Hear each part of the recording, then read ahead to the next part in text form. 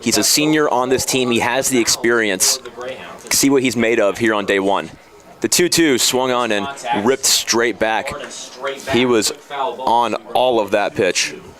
Good two-strike approach there from Reynolds, fouling one off, battling in there with a 2-2 count still. Count stays even. The 2-2 once again. Swung on and popped up straight out into shallow right field. That one drops right into the caught by Joe Cunningham. That's the first out of the season for this Carmel team. Yeah, and more with Cole Caldwell. I think he is a talented kid. As I said, only 3 starts to stink it. Very many opportunities as you see him getting the first out there. So we will see how he does tonight, the work that he's put over the off season, and see how he does throughout the season. McCoy Folk digs in, the third baseman, batting lefty with 1 out and nobody on. First delivery to him is taken outside for ball 1. We talked pregame about just watching these two teams warm up, and Carmel's defense looked exceptionally smooth as the 1-0 is taken just high. Count runs 2-0. But this defense for Carmel should definitely be a strength. We're already seeing fundamentals for Joe Cunningham out in right. It'll just be a matter of Caldwell giving them the pitches to put the ball on the ground and let the defense make their plays. Yeah, I agree. A very smooth defense from the Greyhounds.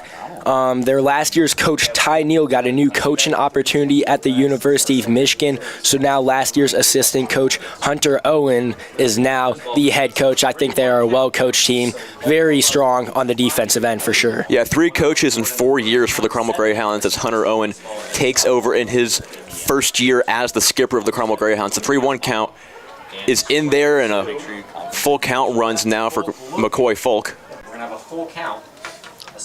Trevor Corbett waits on deck. He's the catcher for Noblesville. The 3-2 is taken high for ball 4. Speaking of catchers, Carmel's biggest defensive move going into this year is Harris as the new catcher. What do you have to say about the sophomore getting the start tonight on opening day?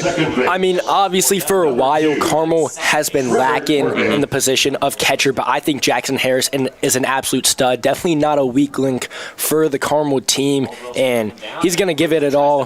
He is going to be a strong player for the Greyhounds this year and for the rest of his high school career. We'll see how that plays out, what college he will go to, assuming that he's going to be a D1 player in the future. After a check at Folk on first, Caldwell spins one in there for strike 1.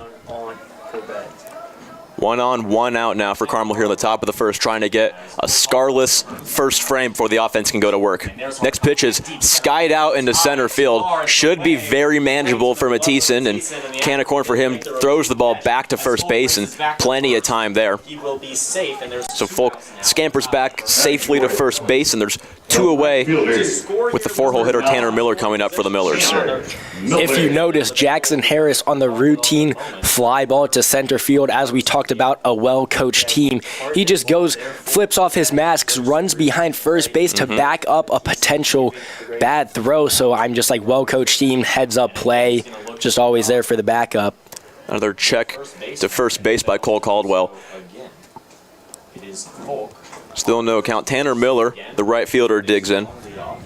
First pitch to him is taken high for ball 1.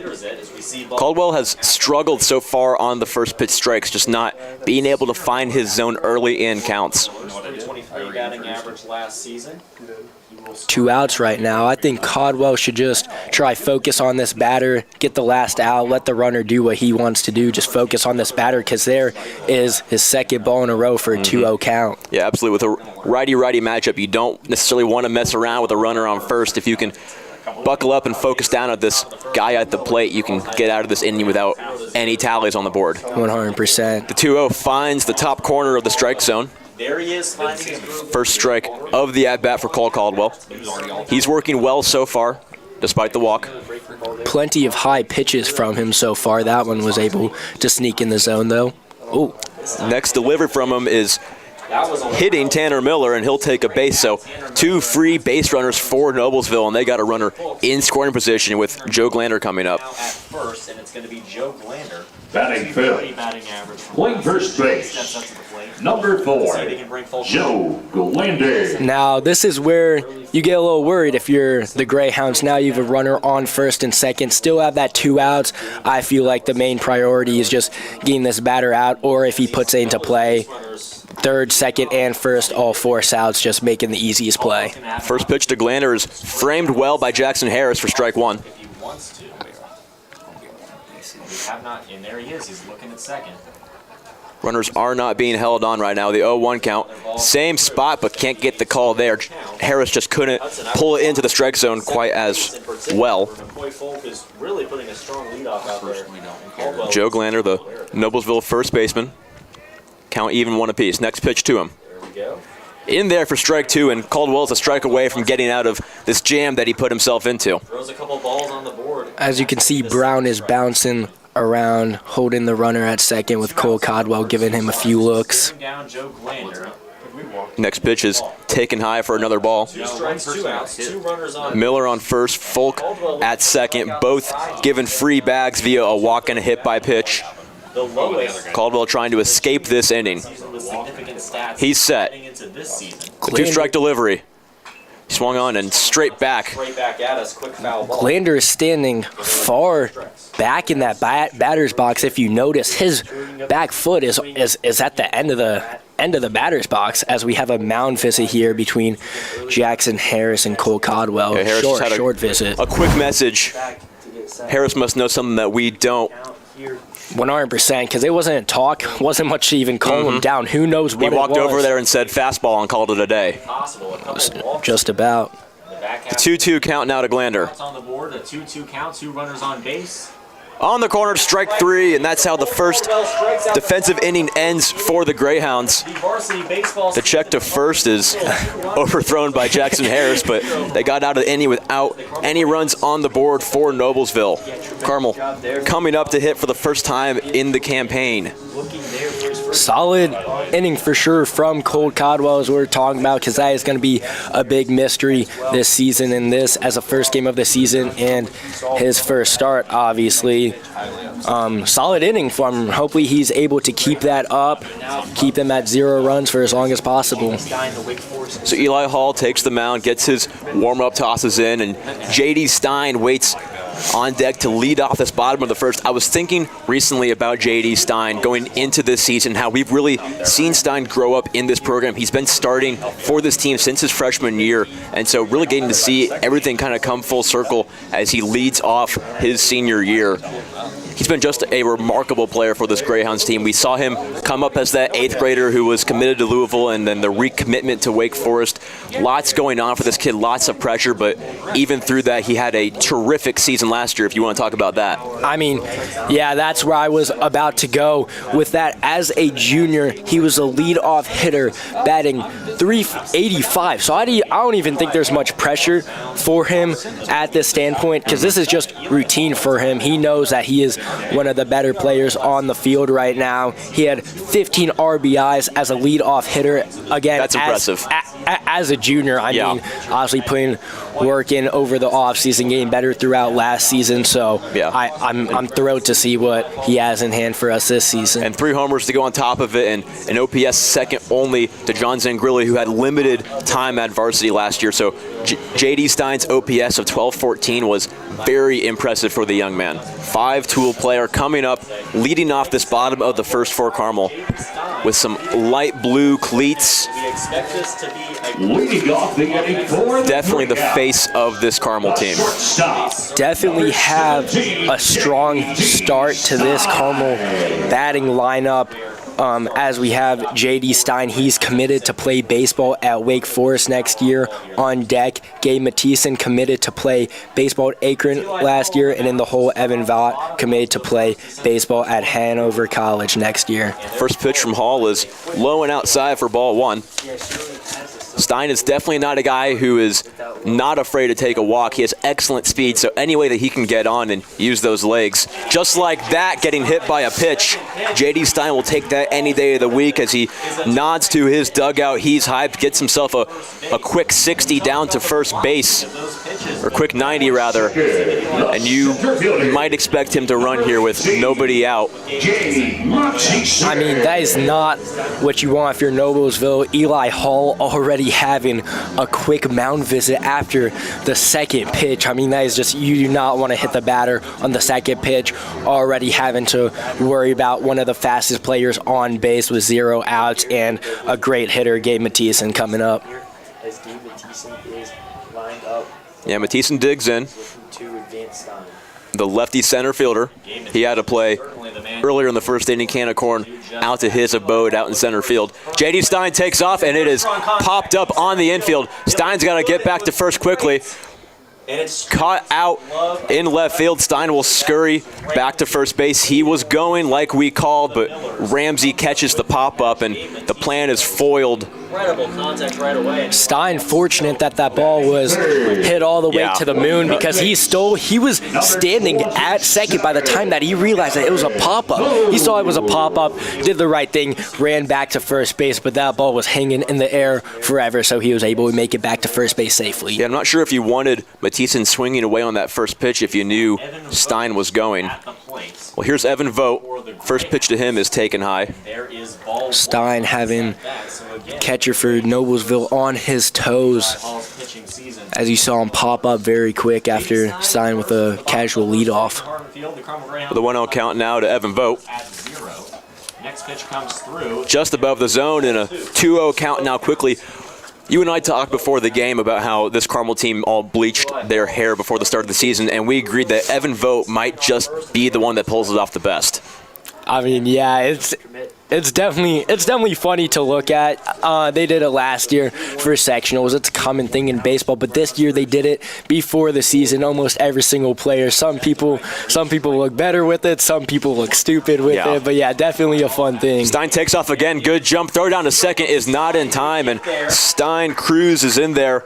Good throw by the catcher for Noblesville, but Stein steals the bag there, and Vogt's got an opportunity now to bring him in. The wheels on that kid is unbelievable. Got a great jump and was in there with plenty of time. As you said, a good throwdown. Yeah, Garrett Dixon had a much better throw than I expected from the pitch that he was given. That pitch was way outside, so Dixon reaching over still had a solid throw, but Stein is just too quick. Not much you can do.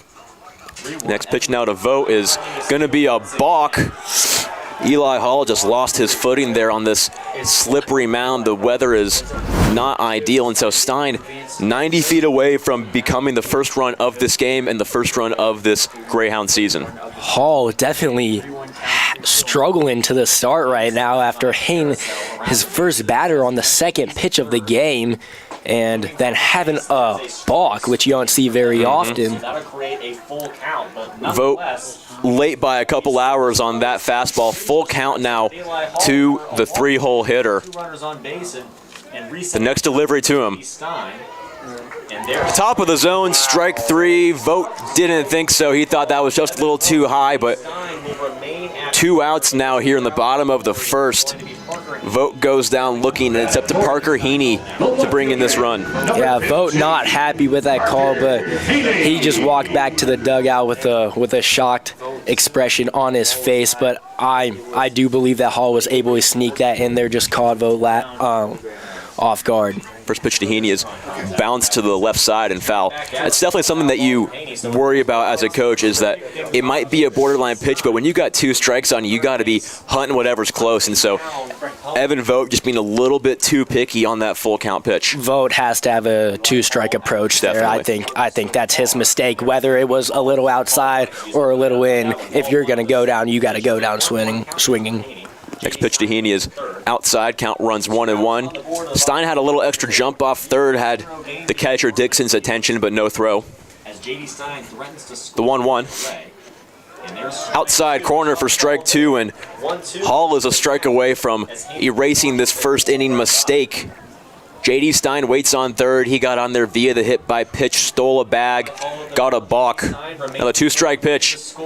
outside, even 2 apiece now on this count. So it's going to be a 2-2. J.D. Stein at third base, so there's not he can't go very far, but He's kind of like a dog, like pulling out a chain, just begging for a chance to run home yeah, right now. still bouncing around, keeping the catcher on their toes. And here is a hit, short left field. Stein scores. Parker Heaney gets the RBI, goes the opposite way. Excellent job by the young man. That's the first run scored for this Carmel season. And we were talking about Stein was begging for a chance to run home, but he was able to cruise in there off the Parker Heaney single. Greyhounds coming into this game as the underdogs as they set the tone, take the 1-0 lead early as it's still the bottom of the first with only 2 outs. Yeah, 2 away, and Parker Heaney waiting at first base. Jackson Harris, the catcher, now digging in. We talked very highly of this young man. Yeah, 100%. I'm excited for this at-bat. But as I was watching him in warm-ups during the batting practice, he was pulling everything down the right field line. He likes to get on that ball early, and obviously it was just like your routine batting practice, but I would not be surprised if we see this ball go towards right field. Yeah. Jackson Harris limited time in varsity last year, but kind of a limited amount of catchers on this Carmel team as that first pitch kind of took him by surprise, a little check swing, and he watches the second strike go right past him. So quickly an 0-2 hole for Jackson Harris, and this might be where we see his lack of experience really shining through with an opportunity to extend the Carmel lead if he can fit one in the gap right here. The 0-2 in the ground and gets away from the catcher Dixon. Heaney will cruise into second, turn to look at third. No opportunity to advance there, but a runner in scoring position now for the sophomore catcher. I was about to give Dixon some praise for his frame on that second pitch, but as he struggles with the block in there, lets that ball go past him. The pitcher also has to bring that up a little bit. Hall needs to bring it up. So, well, Brendan, I caught for a lot of years, and I can say sometimes that's just the pitcher's fault. You can't always pin that on the catcher Dixon as time is called now. 100%, but as a catcher, you have to be expecting definitely. And a bad pitch. And I know it's tough, but you practice that. You practice blocking those bad pitches. I feel like that was a routine block. It just snuck past Dixon. And you have to expect Dixon, being a leader on this team, is giving himself a lot of crap for it. 0-2 count once again in the dirt, and Dixon makes up for his blunder on the last pitch, knocks that ball down, prohibits Parker Heaney from advancing to third. So a 2-2 count. Jackson Harris has worked this count a little extra after looking very inexperienced on those first 2 pitches. 2-2, 2 out, runner on second base. The next delivery from Hall. Bottom corner, did they give it to him? No, just outside, so full count once again. I don't know, Noah, but I'm happy that we finally have a scoreboard going. I know. Top of the inning, we did not have it, but I don't know who's working it now, but we have the scoreboard going.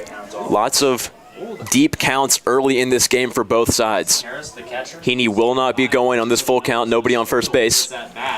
Full count now to Harris.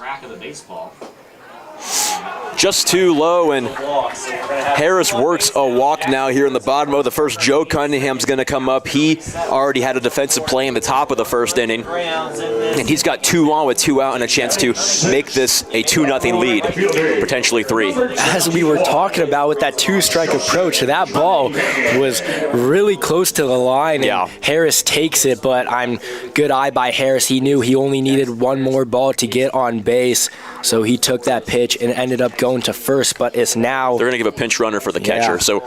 Nate Steele coming in to pinch run for Jackson Harris. Steele's been part of this team since 8th grade. He was practicing with this team as still a Clay Trojan, and he's kind of this utility guy in his junior year. Looks like he wants a chance to run, but we'll see how Heaney handles the job running at second base. First pitch to Cunningham is very late, and there's strike 1 here on this pivotal at-bat early in this matchup. A hard cut from Cunningham there. He was swinging for the fences, but it did not look pretty. Drive both these runs in there, but it's an 0-1 count. Hall waits the 0-1. Hall sends another one in there, and a quick 0-2 hole now for Joe Cunningham. Hall really painting the edges on all of these pitches. He is a solid pitcher, as expected. Noblesville so deep in their bullpen as Eli Hall comes in as a great starter. see if he could close out this inning. Time is called now. Hall couldn't quite get the sign he was hoping for, so Cunningham will reset. Outs here for Eli Hall. A lot of times you'll see guys take that timeout anyway on an 0-2 count. Really just focus yourself in because you cannot be picky here. The 0-2 to Cunningham in the dirt. Checks his swing. Absolutely, he did not go, despite Dixon's tag on him. Both runners thought about going, but it was stopped well in front of the plate by the Miller catcher. Facing the last out. Interesting situation here for Cunningham, having 2 outs and 2 strikes on him being down in the count. Let's see how he battles this one out. Eli Hall now, 1-2 count. The 1-2. Swung on and driven far foul. Might hit the JV field on the other side. He got some barrel on that one, but it would only have counted if this was cricket. So we'll do a 1-2 count once again. Yeah, unfortunately, this is not cricket. That ball was sent all the way to like a track field or something. That's the Clay Middle School football field over there. I had gym class over there back in the day. 1-2 count. 2 away. Hounds lead 1-0. Finding the top corner on the breaking ball is Eli Hall.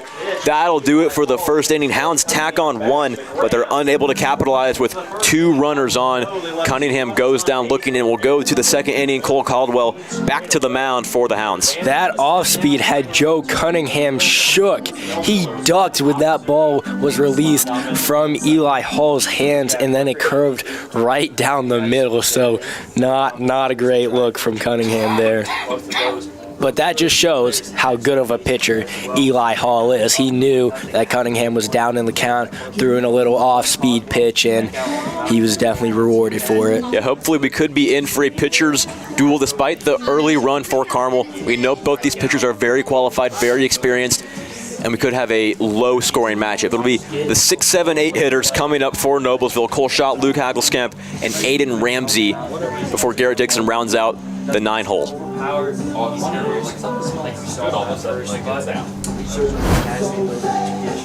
Looks like umpire calls for one more pitch. We'll see how Harris throws down to second base. Solid throw by the young catcher. I mean, you can't put it anywhere better. Right at the edge of the bag. That was beautiful. Cole Schott digs in. He's the center fielder for Noblesville. Wicket off the inning for Noblesville. The center fielder. Caldwell's ready. Cole Schott isn't. Readjusts his batting gloves once again. It's Cole Schott at the plate now for the Millers. Fresh inning now for Cole Caldwell after potentially scary top of the first inning. First pitch to Schott nearly grazed his jersey, but just finds enough of the batter's box to not be a hit by pitch. The 1-0 swung on and straight back once again. We've seen guys have a few of those so far tonight where they really see the pitch well, they get on it, but they just, you call it you just miss it when that pitch goes straight back off the bat. So you guys trying to square it up here tonight, but just a little late on Caldwell. The 1-1. Caldwell, and that one's outside. Also looked like Schott might have dropped his hands a little bit on that swing. He needs to make sure level one out so he could pull on the barrel of the bat. The second inning as he did in the first. 2-1 is swung on and belted out to left field. Should be manageable, and the catch is made by Heaney. There's the first out of the inning for Carmel. Great routine baseball from the Greyhounds in these first 2 innings so far. I mean, they make those routine plays, but last year they definitely struggled with some errors. Silas Neal, who played third base last year, he had a handful of errors, but right now he is on the bench, and Evan Vogt is playing third base. Hagelskamp digs in. First pitch to him is on the outside corner, framed well by Harris. He's done that a lot so far tonight, really being able to pull in borderline pitches into the strike zone. Yeah, beautiful frame there from Harris. And it's definitely what you want to see as the next pitch sails high. But we were talking in the first inning of how Cole Caldwell was unable to get a lot of first pitch strikes, and so Harris helping him out and pulling in those outside pitches to give him that early lead in the count is more than helpful. Next pitch to him nearly hit Luke Hegelskamp, but nearly hits Eagles. Yeah, I feel like getting those first pitch strikes are very important, getting ahead of the count, especially important for Cole Caldwell, as we talked about, who had some struggles. So definitely building some confidence when he starts. The 2-1 is some high cheddar, and Hegelskamp takes the bait and swings away. The 2-2 now. Buckled him, strike 3 with the breaking ball. Caldwell gets strike 3 call, and there's 2 away here in the top of the second inning. Caldwell working much quicker than he did in the first inning, and a whole less scaries here in the second go-around. Yeah, as I talked about, definitely seeing the confidence build as he had the 2 strikes on shot, and he just threw that breaking ball in there, and it was beautiful. Got the strike 3 there. First pitch to Ramsey is swung on very late for strike 1. Caldwell pitching with a lot more confidence, I feel. Watching him pitch, he's getting ready much quicker as the next pitch is spiked in the dirt for ball 1. But after those first 2 outs, after having a rough go-around in the first inning, even though there was no runs, he didn't look his best. He seemed way more confident and ready to pitch here in the second inning. I agree. He looked like he looks like a completely different pitcher this inning than he did last inning, and as you said, held him to 0 runs, which is the overall goal, but he just looks so confident out there, and he looks like he's in control right now, which he did not look like he was in the first inning. The 1-2 to Aiden Ramsey. Swung on and missed, strike 3. Jackson Harris gets very high behind the plate. Cole Caldwell with an excellent first 2 innings. Strikes out Ramsey to end it, gets his last 2 guys via the strikeout, and Carmel's coming up to the plate, maintaining this lead. Cole Caldwell with a little high step and a flex while walking off the mound there. Definitely hyped up after that great inning. That definitely means a lot to Caldwell. Strikeouts, 1 looking and 1 swinging. He shows off that awesome. So Caldwell started off his game with a couple outs and a couple free runners, but then since then he has struck out 3 of his last 4 batters. He got Glander with a K, and then flew out, and then he just finished striking out Hegelskamp and Ramsey, and so he's really feeling that strike zone right now, and you'll notice he's using both. He's using that high fastball, he's climbing the ladder, but he's also pulling a string with his breaking ball, and both look very good so far in this opening day game. Junior Jake Beam will be leading up for the Greyhounds this inning. Yeah, Beam playing first base today. We haven't seen a whole lot of him so far in his career, so it'll be interesting to see how he handles this varsity stage here on the first day of the year. 100%. He was a stud on JV last year. He was just waiting his turn, being able to play at the varsity level now with him being in his junior year. Hopefully he's able to make a name for himself with this Greyhounds team. Well, and he also plays a first base position that last year was not super easy to find your way onto a spot. When you had James Charland, who was a stud, even though he faced injury last year, he played a lot of first base. And then you had Anthony Back, who was moved over to the DH today. And so that gives Jacob Bean the opportunity to play first base today. He's going to dig in with nobody on, nobody out here in the bottom of this second inning, and his first chance at the plate today. Playing first base, number 5, Jacob Bain. Bame hits from the left side. In the last inning, that's on the Greyhounds put up a 1-0 lead. We now see the bottom of the second inning. Hall gave up 1 run in the first. Hounds trying to replicate that inning here in the second. For the Greyhounds. The first offering to Bem. Bem, the junior. In there for strike 1. That was a pitch you do not want to see go past you, but a lot of guys have that mentality where you're taking that first pitch no matter what, and sometimes you just wish you had it back. That's where I was going to go with that. It is not unusual to see batters take the first pitch, but then when you get behind on the count, then you have to protect, and now we have an 0-2 on Jake Beam now. He got the same pitch in his second opportunity, but he's way late on it, and so an 0-2 count now for the inexperienced first base junior. If that first pitch is a fastball down the middle, you guys swing at it. Strike 3, got him with 3 fastballs, 1 looking, 2 swinging, and Jacob Bame does not look like he knows what he's doing here in the second inning. Not a great start to this inning. Hopefully Anthony Back is able to pick him up. He's absolutely a power hitter. He's a designated hitter for the Greyhounds today.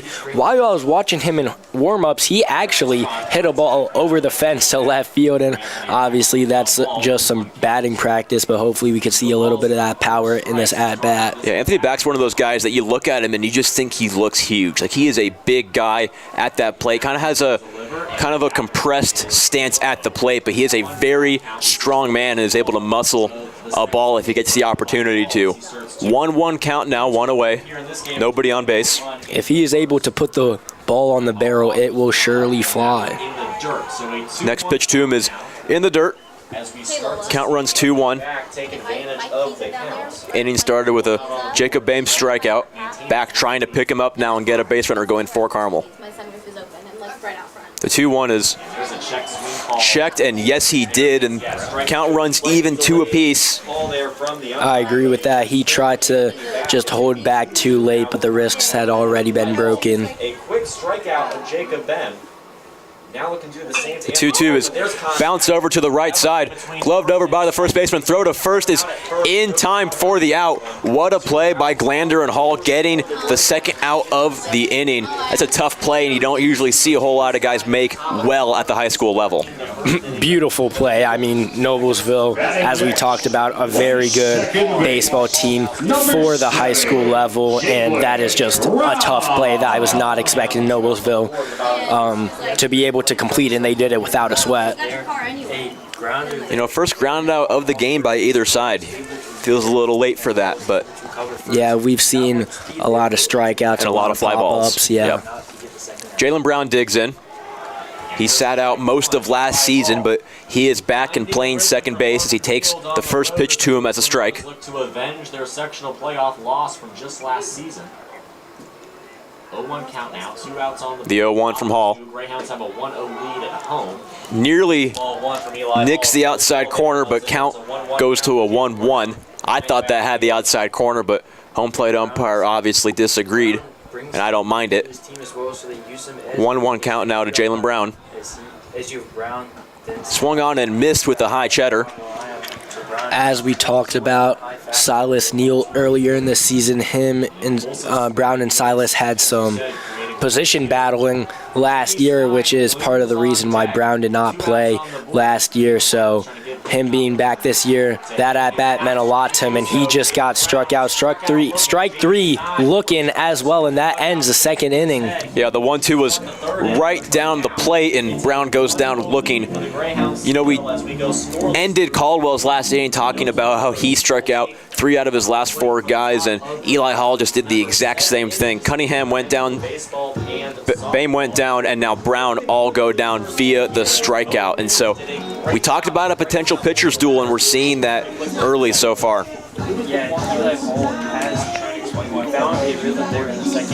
Carmel Greyhounds star football player Nate Williams here tonight, supporting some Carmel Greyhound baseball players. Carson Mace, outfielder. He is a wide receiver for the Carmel Greyhounds football team, who is committed to play football at Wabash College next year. Yeah, you got a few multi-sport guys here on this Carmel team. Jackson Treadway sitting on the bench for both baseball and football. He had some opportunities to play some quarterback this year for a struggling Hounds football team, and we might even see him get some opportunities in this baseball season.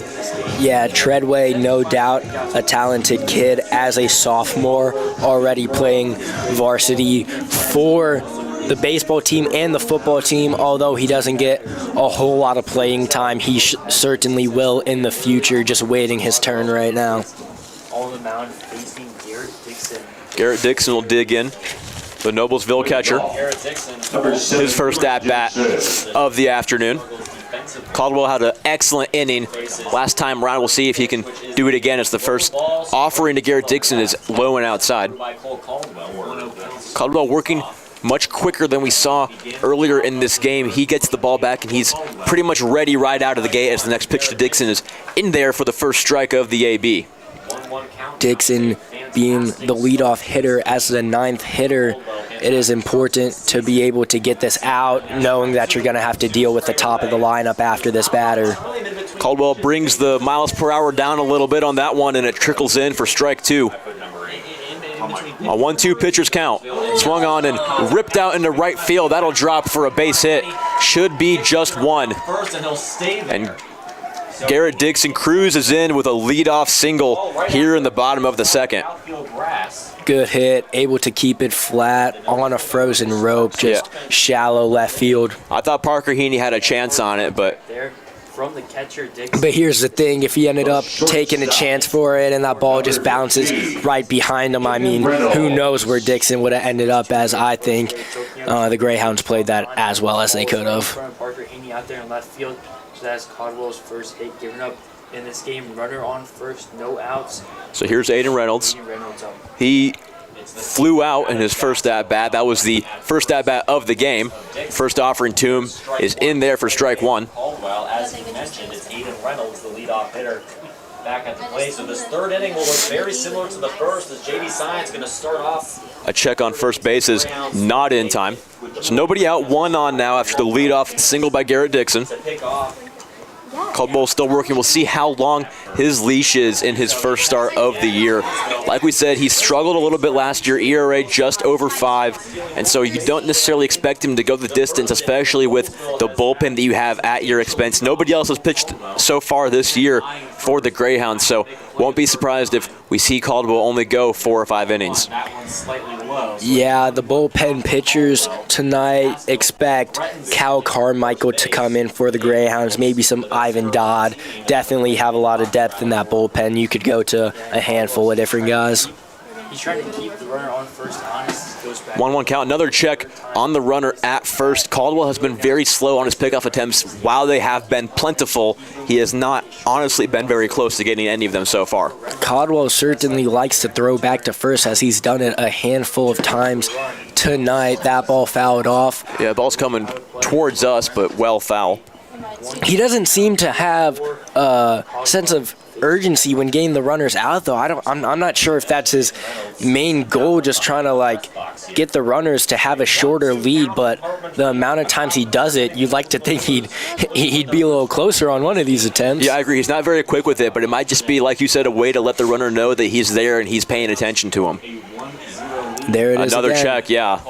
After Caldwell reset the signs from his catcher. The ball to Jacob Ben at first. Also has to mess with Reynolds a little bit. Batting, he's just ready to hit the ball as Caldwell throws back to first again.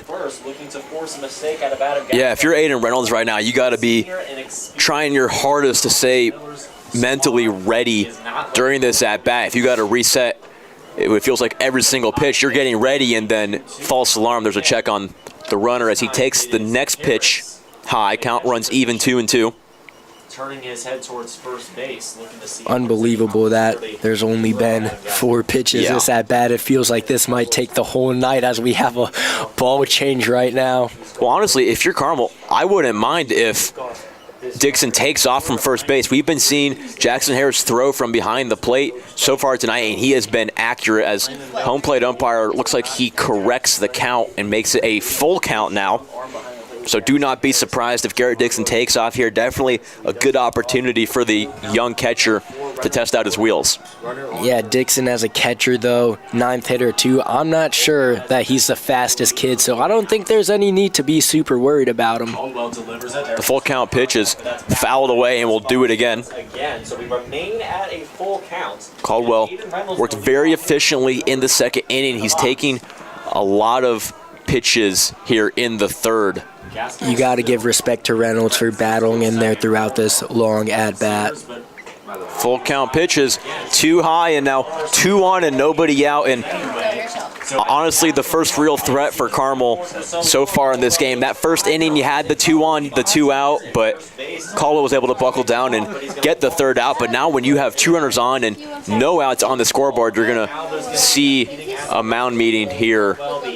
I mean, from Caldwell there, that's what happens when you play with your food. He had him at a 1-2 count, I believe, and just continued to throw back to first, maybe mess with the runner, mess with the batter, but in the end, he ended up walking Reynolds, so that did not work out for him. here at the mound. Yeah, the whole infield comes in to the pitcher's mound to try to calm Cole Caldwell down.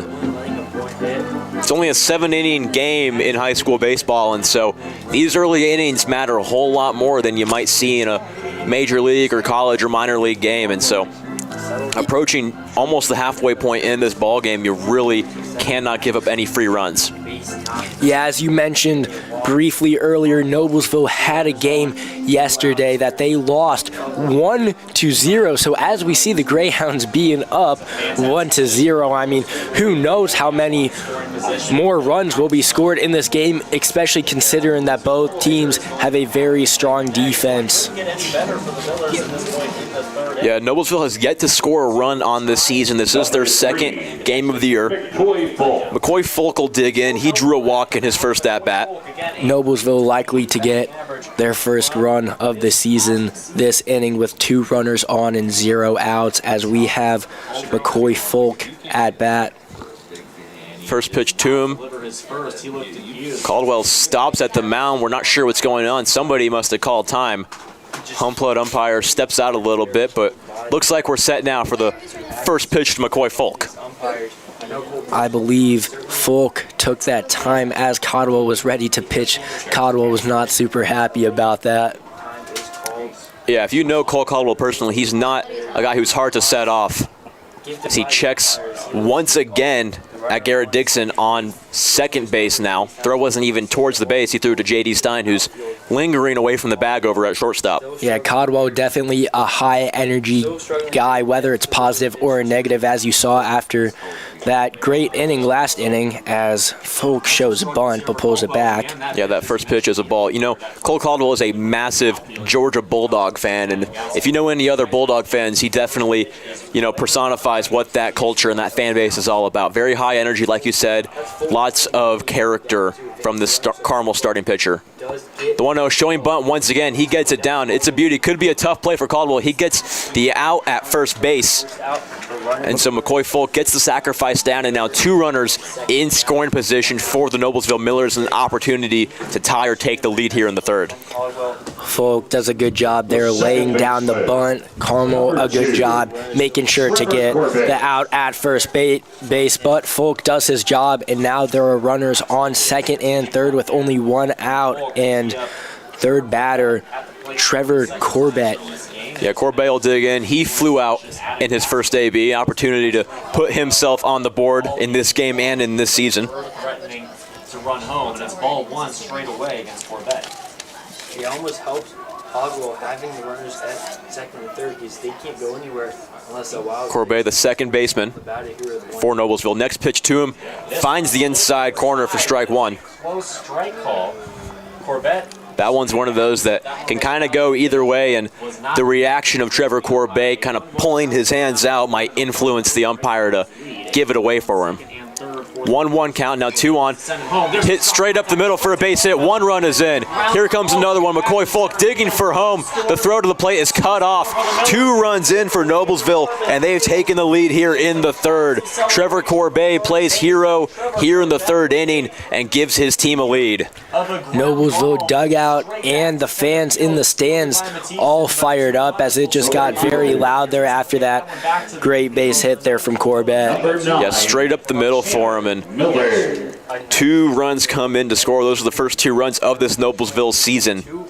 So it'll be Tanner Miller now with 1 on and 1 out, trying to keep this inning going for Noblesville, tack on as many as they can. First pitch to him is inside.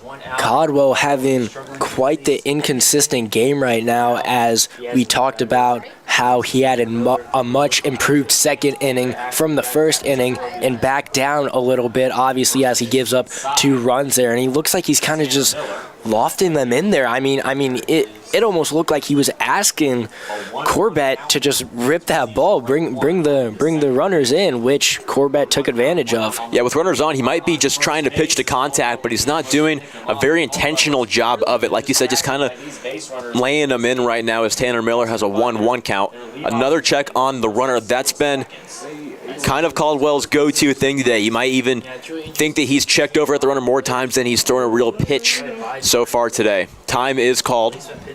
warming up in the bullpen, but nobody is warming up out there for the Greyhounds. Nobody's warming up out there for the Millers, so it's just hard. This is Cole Caldwell's inning to finish. No action in the pen so far, as the next pitch to Miller is way too inside, and that's a hit by pitch. 2 on with 1 away, and Caldwell is not having himself a day.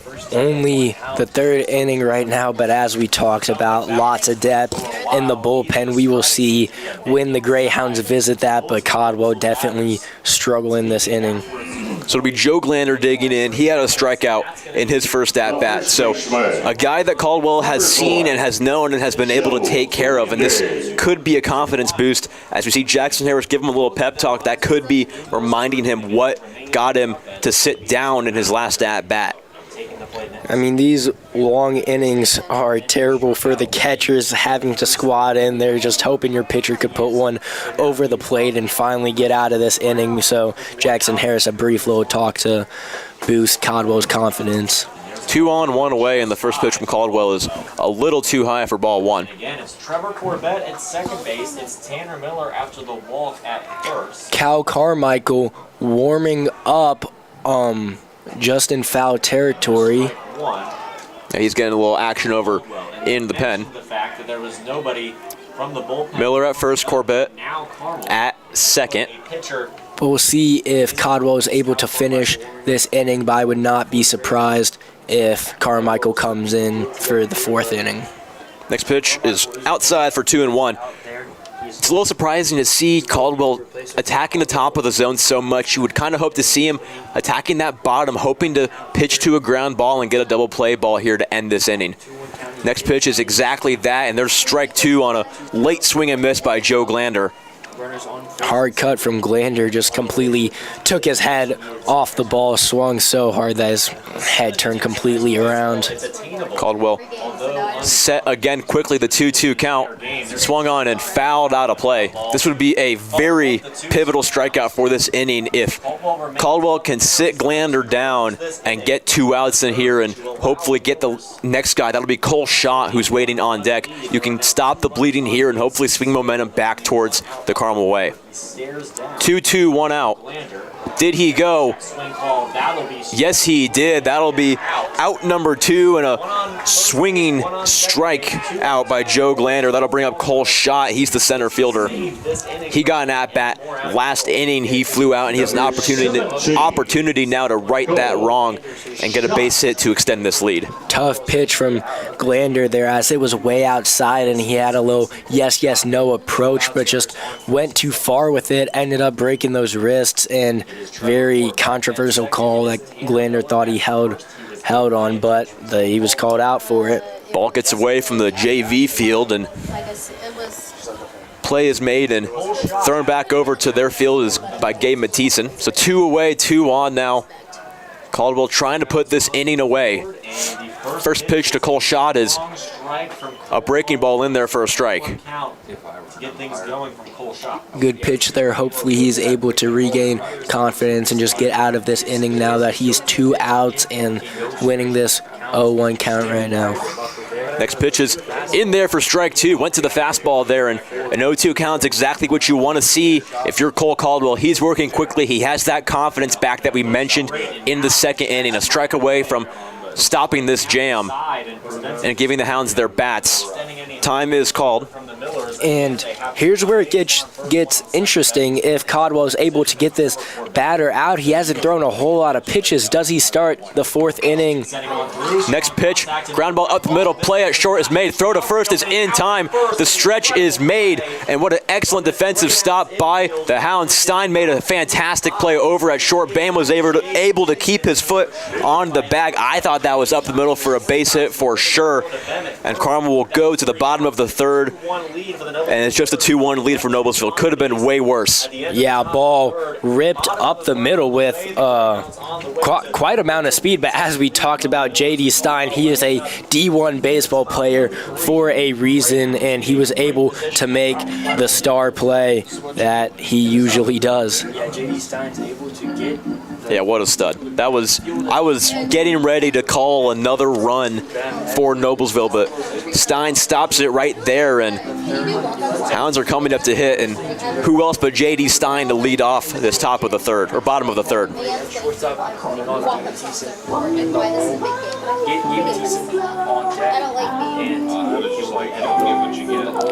As Noblesville does end up getting 2 runs that inning, though. Definitely a long inning, which is problematic for the Greyhounds. Hopefully they're able to respond, though. Put a run or 2 on the board this inning. Yeah, and here's always an issue that you got to think about if you have a long inning like that, because it's kind of a give and take where you score some runs. But it's a very, very long inning. And so with Eli Hall getting back out here for another inning of action, he had to wait a while on the bench to get back onto this mound, and you only got 2 runs out of making him wait. And so we'll see if J.D. Stein, Gabe Matisse, and Evan Vogt, who are all due up for Carmel, can punish this Noblesville team for making their pitcher wait. J.D. Stein must be amped up on some adrenaline after that great play as he's able to lead off this inning. So let's see what he does with that adrenaline and momentum. He was hit by a pitch in the first inning for the first Carmel at-bat of the day. The first pitch to him here is outside for ball 1.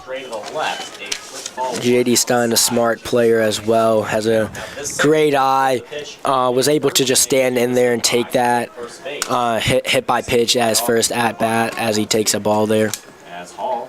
The 1-0 is well outside, and quickly a hitter's count now for J.D. Stein. He would love an opportunity to swing the bat here. He really didn't get one in the first inning. He got on and tried to steal, and that plan was foiled by a Gabe Matisse and pop-up. And so Stein trying to do all he can here in the third to get Carmel back in this game. Next pitch to him is taken high for ball 3, and you got to wonder if Stein, being the caliber of player he is, will have the green light here on a 3-0 count. Yeah, I mean, why not? Although there's no runners on base, maybe he will be able to get a double out of it. 3-0 is in the dirt for ball 4, and J.D. Stein works a leadoff walk. 4 balls, and that equals a walk for J.D. Stein. Smart take there, that ball. No chance to even take a cut at it if he wanted to, all the way in the dirt. So Stein's been able to get on base twice in 2 plate appearances without even swinging the bat.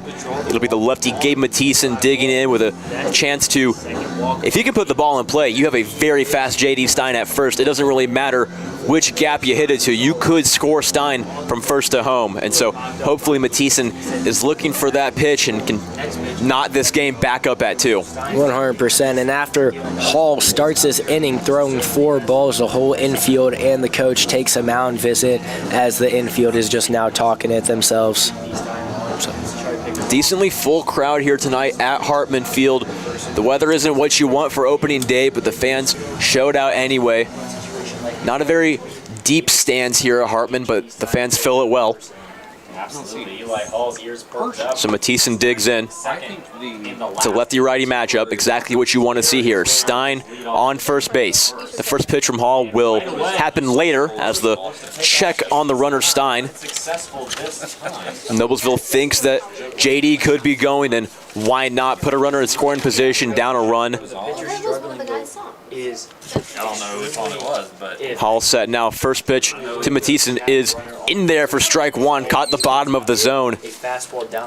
Matisse batted .286 last season, and now he is a senior, gained a lot more experience. Hopefully he's able to put this ball in play, as you said, advance J.D. Stein, who knows how far. Another check on the runner. This Noblesville team is very aware of J.D. Stein right now. We saw Garrett Dixon hop up after that first pitch call, ready to throw Stein out if he broke late. 0-1 count. Now Stein really looking to run. Another check on the runner. That one was closer. Yeah, I got a little worried there. Stein had a big lead off. He was leaning big time. Yeah, good throw down as well, but Stein recovered just in time. Still 0-1 to the center fielder Matisse. Instead of check on the runner once again.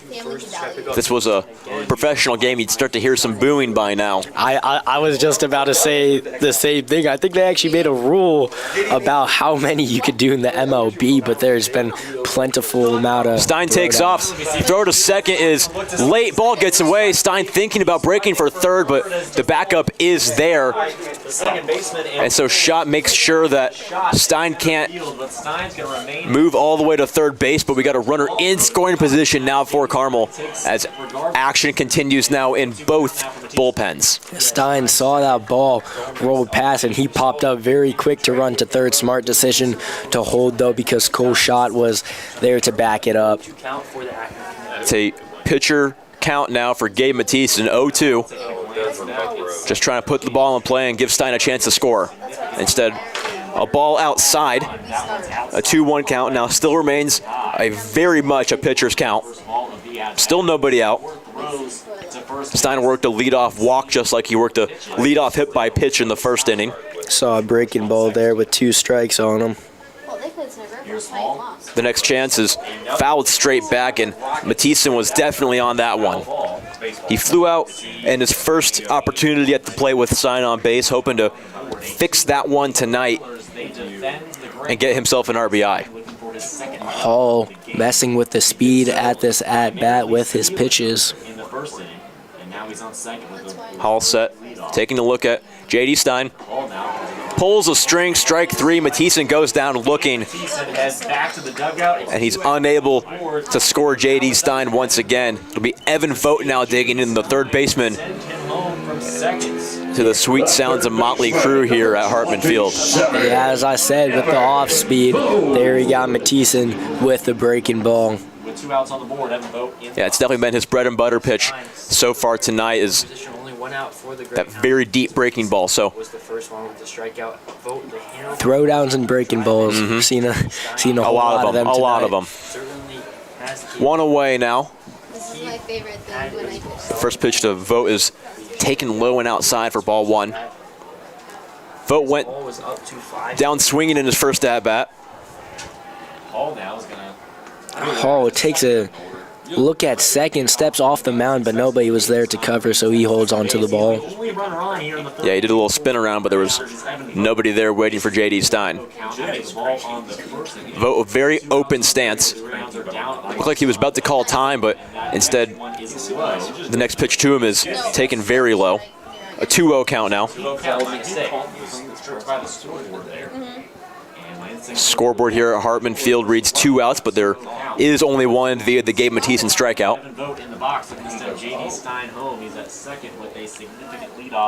Stein on second. Next pitch to Vogt is in there for strike 1. Our very own Caroline Petrie working the scoreboard, messing it up, with still 2 outs on the scoreboard. We're working on fixing it right now. 2-1 count to Vogt. He's trying to call time. He's not getting it. Next pitch to him is ripped out into left field for a base hit. Stein getting the stop sign over at third base. He wanted to come home, and Vogt trying to call time, but I'm sure he's glad he didn't as he gets a base hit. And there's runners on the corners now with 1 away, and Parker Heaney with a chance. Exactly what you needed from Evan Vogt there, as that ball kind of looked like a ball coming off a tennis racket. A lot of top spin, went up and then came spinning back down just for the base hit. Shallow left field as well. We've seen a few of those tonight. So Parker Heaney had the lone Carmel RBI in the first inning. We'll see if he can make his day 2 for 2 with 2 RBIs in the third. A check on first gets away. J.D. Stein coming home. He will cruise to home plate, and this game is all knotted up at 2. Vogt goes into second base, and a costly mistake by Eli Hall.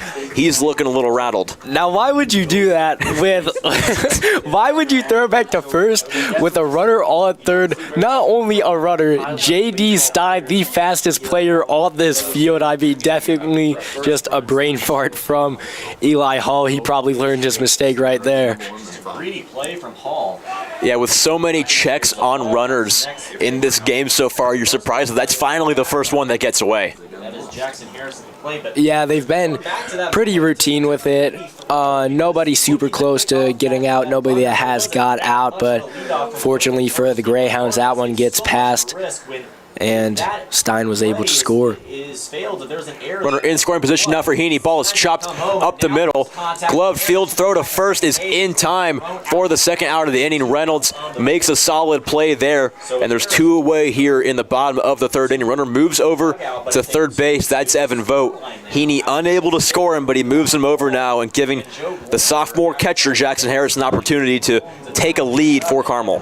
That ball chopping up the middle. Reynolds just took his time, a little too casual. I thought he was maybe going to be safe, but he was able to get that throw in there in time. Yeah, definitely the right spot for Parker Heaney, but he just couldn't muscle enough on it, and so a slow ground ball was given Noblesville enough time to make the out. So 2 away, runner on third. First pitch to Harris, floats in there for a strike.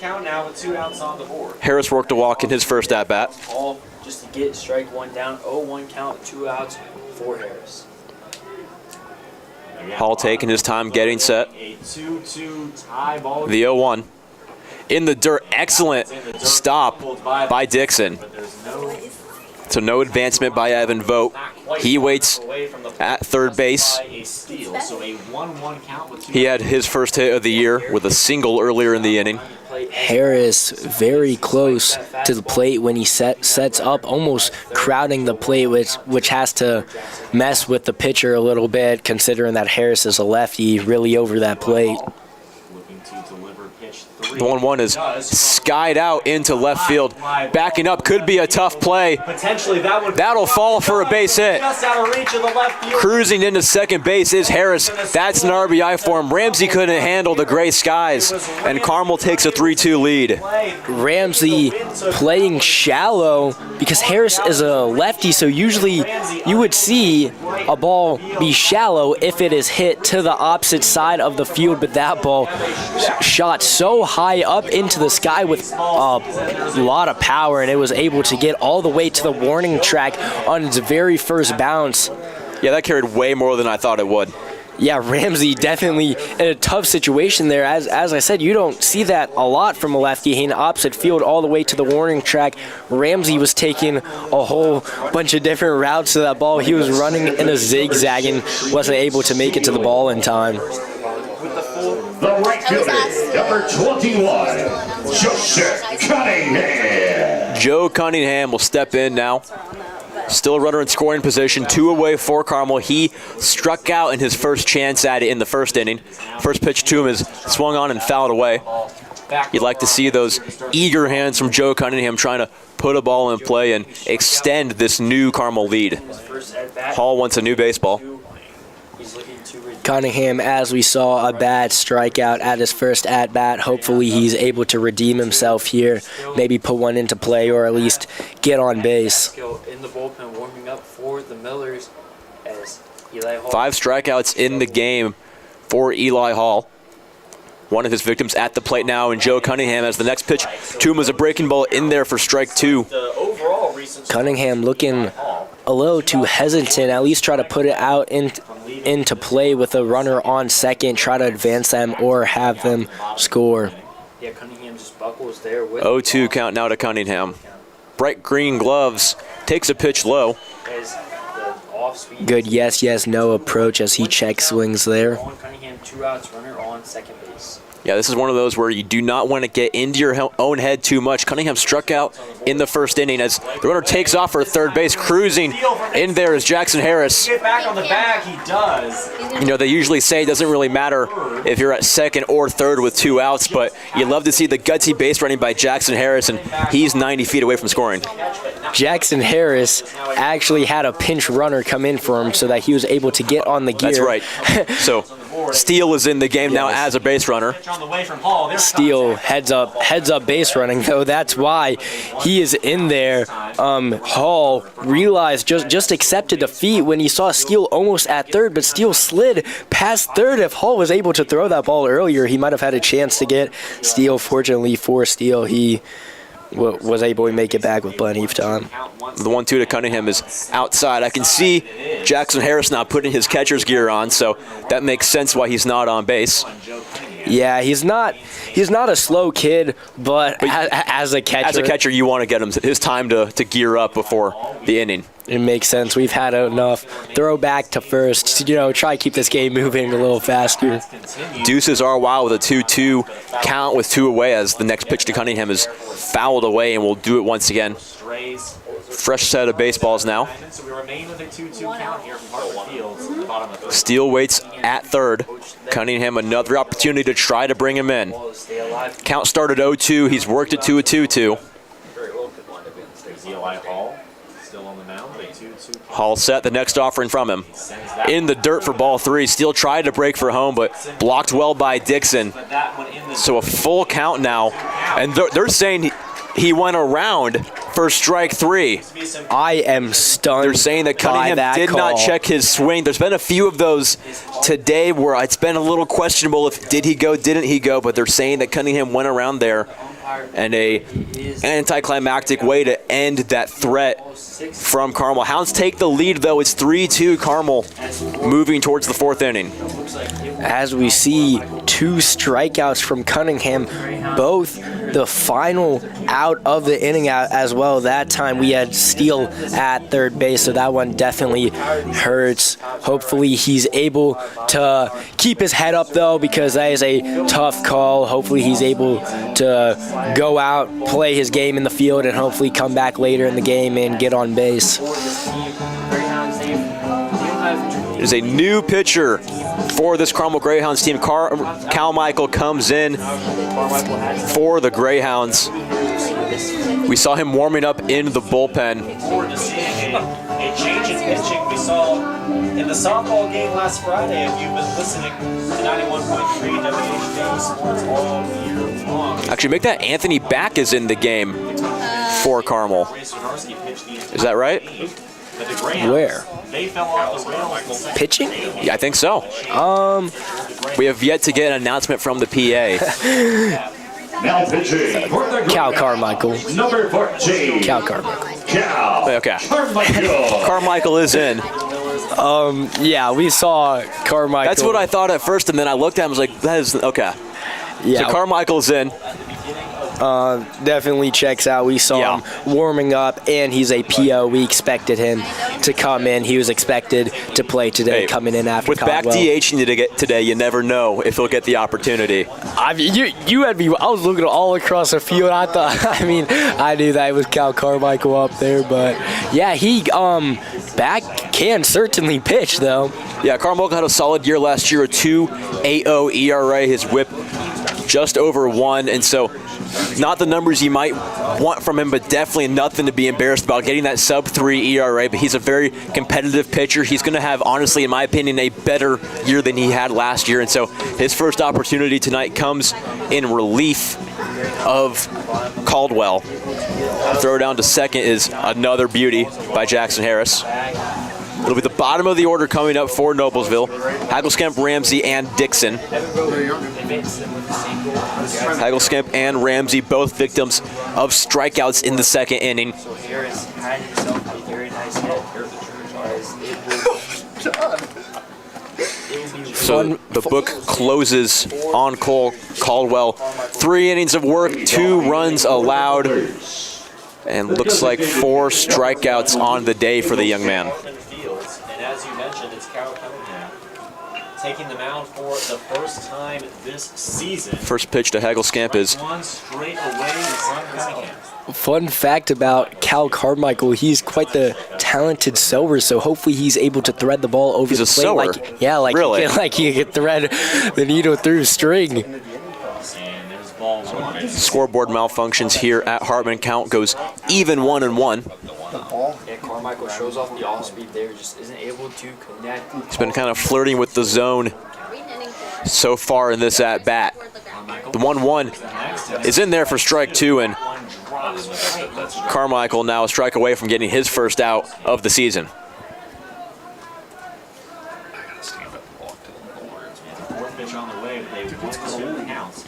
The 1-2 to Luke Hagelskamp. Swung on in, missed strike 3. And what a way to start your season for Cal Carmichael. I mean, if you watch baseball, you know what a sword is. And I mean, that was the definition of a sword. Carmichael absolutely had the batter chopping down at that one. Luke Hagelskamp looked a little silly there. Yeah, Hagelskamp 0 for 2 with 2 strikeouts now. Strikeout. Carmel trying to make Aiden Ramsey suffer the same fate. He had a strikeout back in the second inning. First offering to him is well outside for ball 1. It is Aiden Ramsey who struck out. Good start for Carmichael. In the top of the second. And Carmichael working much slower than we saw Caldwell. He's taking a lot more of his time getting set, getting his sign. The 1-0. It's Hoyers. Just a little too high. I thought that one was in there, but home plate umpire has a much better view than we do. So a hitter's count now 2-0 for the 8-hole left fielder Aiden Ramsey. Caldwell giving up 2 runs in his 3 innings, which isn't terrible. It was mainly the 3rd inning where things went south, but overall, not a terrible game for him, assuming that he's done. Next pitch to Ramsey is in there for the first strike of this at-bat. Carmichael trying to crawl himself back into this plate appearance. Next offering to Ramsey is too low and a 3-1 count now. You're going to see Ramsey trying to swing away here if anything is close. Yeah, Carmichael 3-1 count, hitters count here. 3-1, 1 away after the leadoff strikeout. Next offering to Ramsey is swung on and out of play near the visiting batting cage. That'll trickle down near a sewage system. So a full count for Carmichael. Trying to go 2 for 2 on strikeouts. Noblesville dugout definitely bringing the energy, doing some rally cap thing or something at the dugout. Some Jobu magic if you've seen Major League. Yeah, as it clearly works out for them because Ramsey takes a hit by pitch as he shakes that one off and runs down to first. The catcher, number 7. So the catcher Garrett Dixon digs in now. He had a single in his first opportunity at the plate. That was just last inning. He came in to score for one of the 2 Noblesville runs. 1-on-1 out for Cal Carmichael in his first inning of relief. Big jump off first base by Aiden Ramsey, but he doesn't go. Lots of movement on that pitch from Carmichael. That was pretty. Yeah, that sunk in there for strike 1. Love to see first pitch strikes from this Carmel pitching staff, something that they have struggled with in the past. Ramsey jumping heavily off first base. He's ready to steal. He'll take off and go. Pitches in the dirt. Harris won't even try the throw to second. Excellent jump by Ramsey, and the pitch was just too far for Harris to dig up, and so an easy stolen bag for the left fielder, and now he is in scoring position, an opportunity for Noblesville to tie this ball game up. Yeah, ball was extremely low. Harris was not able to grab it on the first attempt, not the second attempt or the third, and then by the time he got the ball, the runner was already at second base. The 1-1 is a soft pop-up out to Jalen Brown. He makes the play for the second out of the inning. Ramsey smart base running, standing on second base, predicting that Vogue was going to catch that. Or Brown was going to catch that, my fault. Yeah, Jalen Brown usually tries to call himself a third baseman, but today he's playing second base, and you have Evan Vogt over at the hot corner. No Silas Neal. We saw him start nearly every game, but with the departure of his dad, of head coach, it's no surprise that he's no longer starting.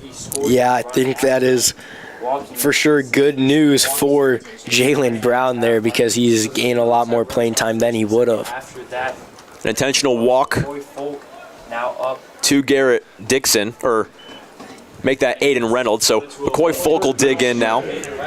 With that intentional walk, it now gives a force out at any bag, so makes sense by the choice there from the Greyhounds with 2 outs. McCoy Folk with a walk and a sacrifice bunt so far in this game. 2 on 2 out for the young man, and an opportunity still to give Noblesville the tie or the lead. Over 300 last season. Runners on first and second. The first pitch to him. From Ramsey, and it's going to be ball just 1. Too low, and that's going to be ball 1. I was waiting for the strike call on that one. From Carmichael. Yeah, definitely an interesting call, but there's been a whole lot of those on the border, so You get some, and you don't get some. It's never the home plate umpire's fault. It's a very borderline pitch every single time, and sometimes it's just it looks better than others, or it's a better presentation by the catcher, and so 100%. And you have to expect some mistaken calls. I mean, it's a long game. The pros do it, obviously. You have to expect some high school umpires to make some poor calls. Same spot from Cal Carmichael, and that one's called a strike. And that's what you do. That's what you do. If it's a close call, maybe the umpire realizes his mistake. You might call that a makeup call. Exactly. So 1-1 now, still 2 away, 2 runners on. 2 runners on base. Ramsey on second, Reynolds at first, pitches low and in the dirt. Harris gobbles it up, Grab a hold of it. gets the block, and prohibits any base runners from advancing. That would be the worst case scenarios. If you can have 2 base runners in scoring position for Noblesville, that is bad news for Cal Carmichael. Yeah, definitely not the smoothest block from Harris there as he flips off the mask fast, trying to find that ball, but he was able to recover it before the runner was able to advance. 1 count for Folk. It's Carmichael. 2-1 now for McCoy Folk. Swung on and missed well late on that one, and Cal Carmichael is a strike away from getting out of this inning. He started off hot with a strikeout of Luke Hagelskamp, and then a walk made this inning a little scarier for him, but Carmichael trying to get out of his first inning of relief. Beautiful pitch there from Carmichael. When he puts a good pitch in there, it's a good pitch. Very tough to hit off of, so hopefully he's able to do that one more time to get this last out. Folk calls time. To advance the runners, but 2 outs. Deuce is wild once again. We've seen that a lot so far in this game. Just 1 out on the board. Attempted to load the bases. From Carmichael, swung on and missed, strike 3. Harris gets hype once again.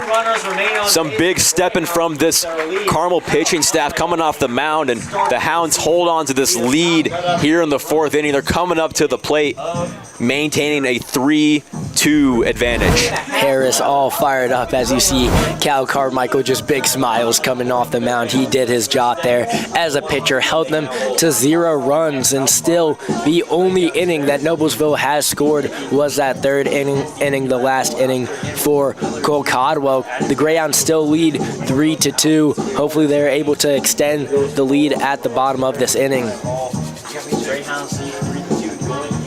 So it'll be the bottom of the order coming up for the Greyhounds. Jacob Boehm, Anthony Back, and Jalen Brown, the killer bees of the Carmel Greyhounds, if you will, rounding out this bottom of the order. None of them have reached base so far today, but now is as good of an opportunity as ever for the bats to get going here in the bottom of the 4th.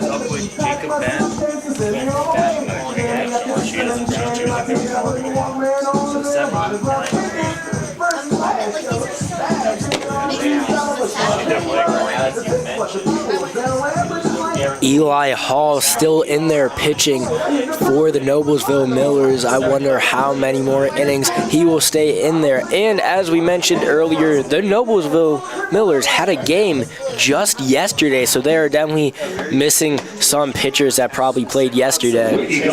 Yeah, this might be one of those games where you use a lot of guys. It was a pitcher's duel yesterday, and so not a bad choice to have Hall with some extended innings today. Only 1 day off for Noblesville this week. They have tomorrow off, and then a game on the 3rd, 2 on the 4th, and 1 on the 5th. And so should be a long leash for Hall if you want to keep him in the game and save your pitching staff for the rest of this week.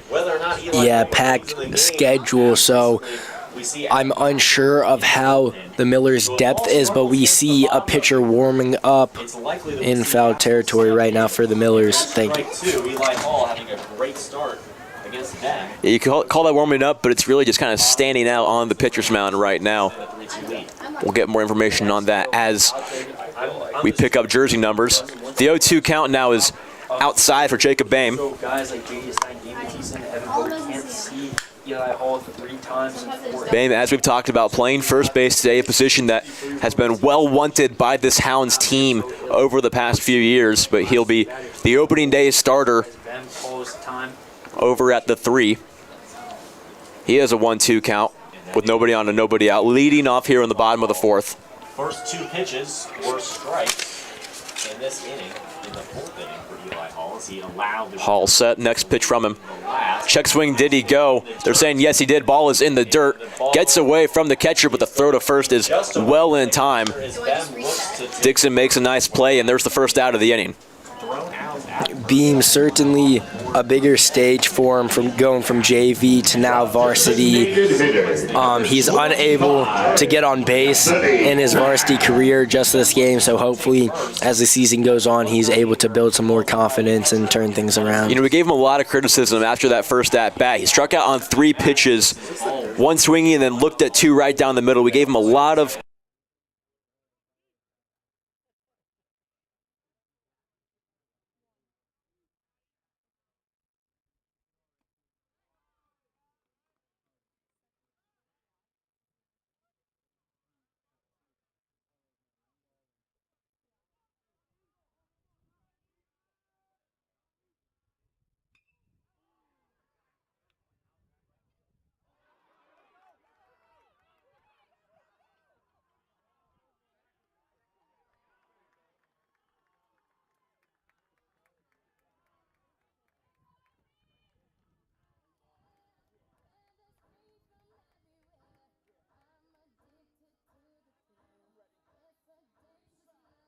The second baseman, number 7, Jalen Brown.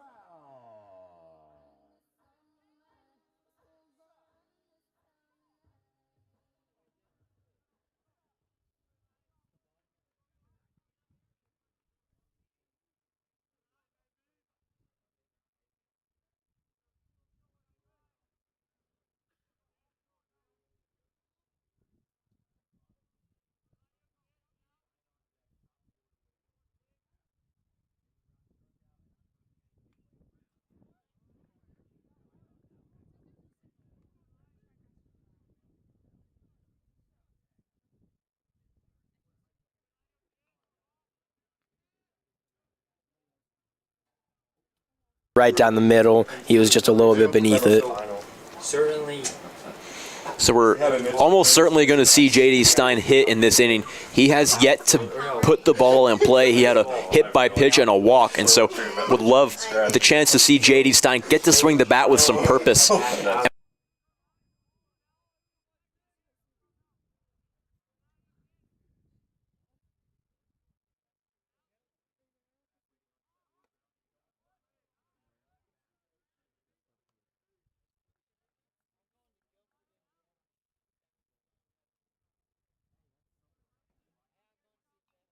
The bunt down here with 1 out and a runner on second, because if you put it down, you still have 2 outs and a runner on third base, and that doesn't do a whole lot for you when you have J.D. Stein coming up. And so with Brown being as talented of a hitter as he is, I'd rather him just swing away.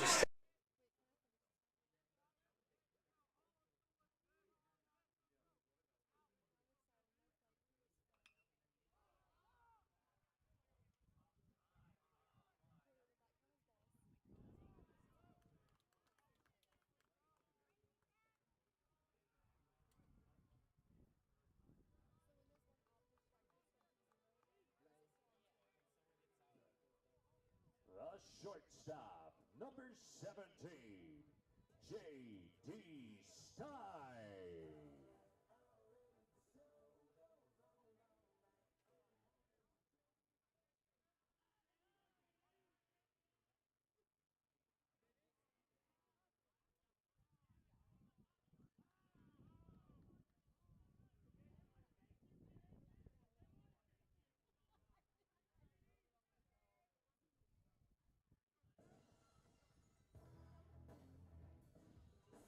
The center fielder, number 18, Gabe Matisse.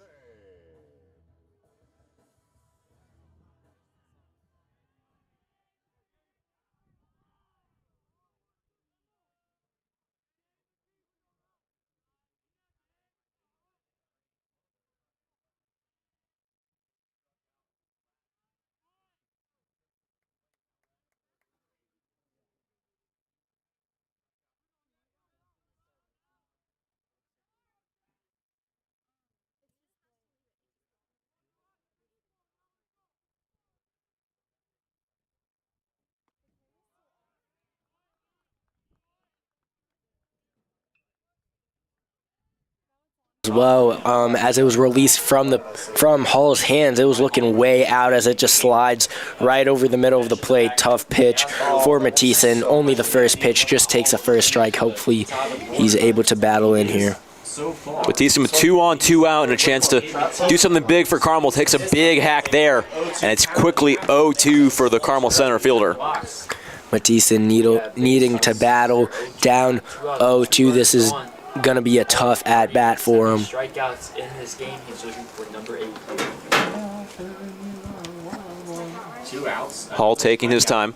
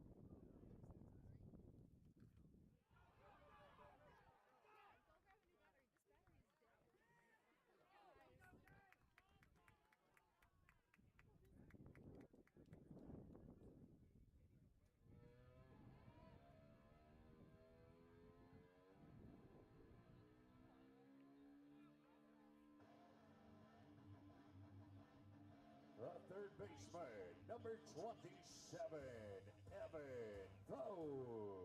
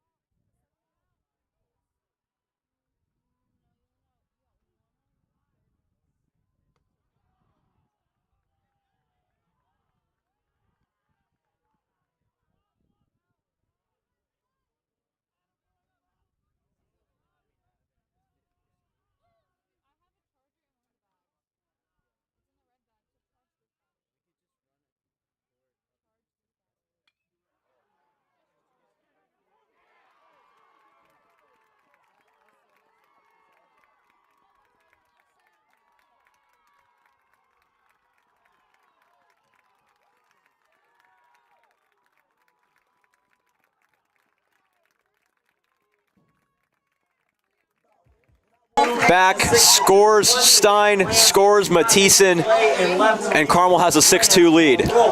Great momentum swing for the Greyhounds. This game has been quiet all night long as the Greyhounds just double their runs as they now extend the lead 6-2. This inning was looking like it was about to be lost. As I was saying, struggling inning as there were 2 outs with only Anthony back on second. J.D. Stein intentionally walked. Gabe Mathisen able to get on base by the drop third strike, so just some mistakes from the Millers as Evan Vogt is able to capitalize on those opportunities.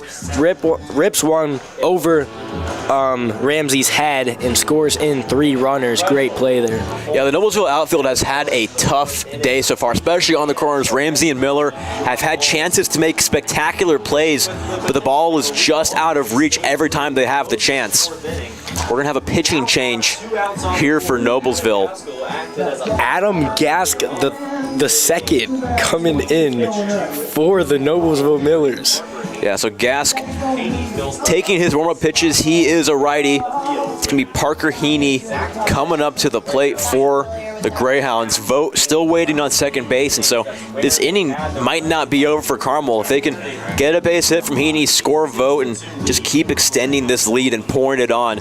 We talked about how it was a pitcher's duel early on. For Noblesville, And so number 10. early in this game, a few runs got scored, but some really excellent performances by these pitchers. But now Carmel has cracked this game wide open and has taken a 4-run lead. Eli Hall has to be frustrated getting that final strike, that final out, but it's a rule to drop third strike. gets past Dixon. So that was just a big momentum shift as well for the Greyhounds as this inning continues on. Yeah, so the book closes on Hall. Ended his day with 8 strikeouts, but not the opening day start that you wanted to see with 6 earned runs. And we'll see how Gas can take over for Noblesville and try to keep them in this game. Now batting for your I don't know about you, but I am loving this walk-up song from Carson Mace here. Hopefully he's able to use this high-energy song to put the ball into play, score another runner. First pitch to him is well outside for ball 1. No count with 2 outs. Carson Mace hitting for the first time this varsity season. We have a new pitcher in play. We have a new batter. So Carson Mace pinch hitting here in the 4th inning. Next offering to him is in there for strike 1. 1-1 count now with 2 outs on the board for Carson Mace.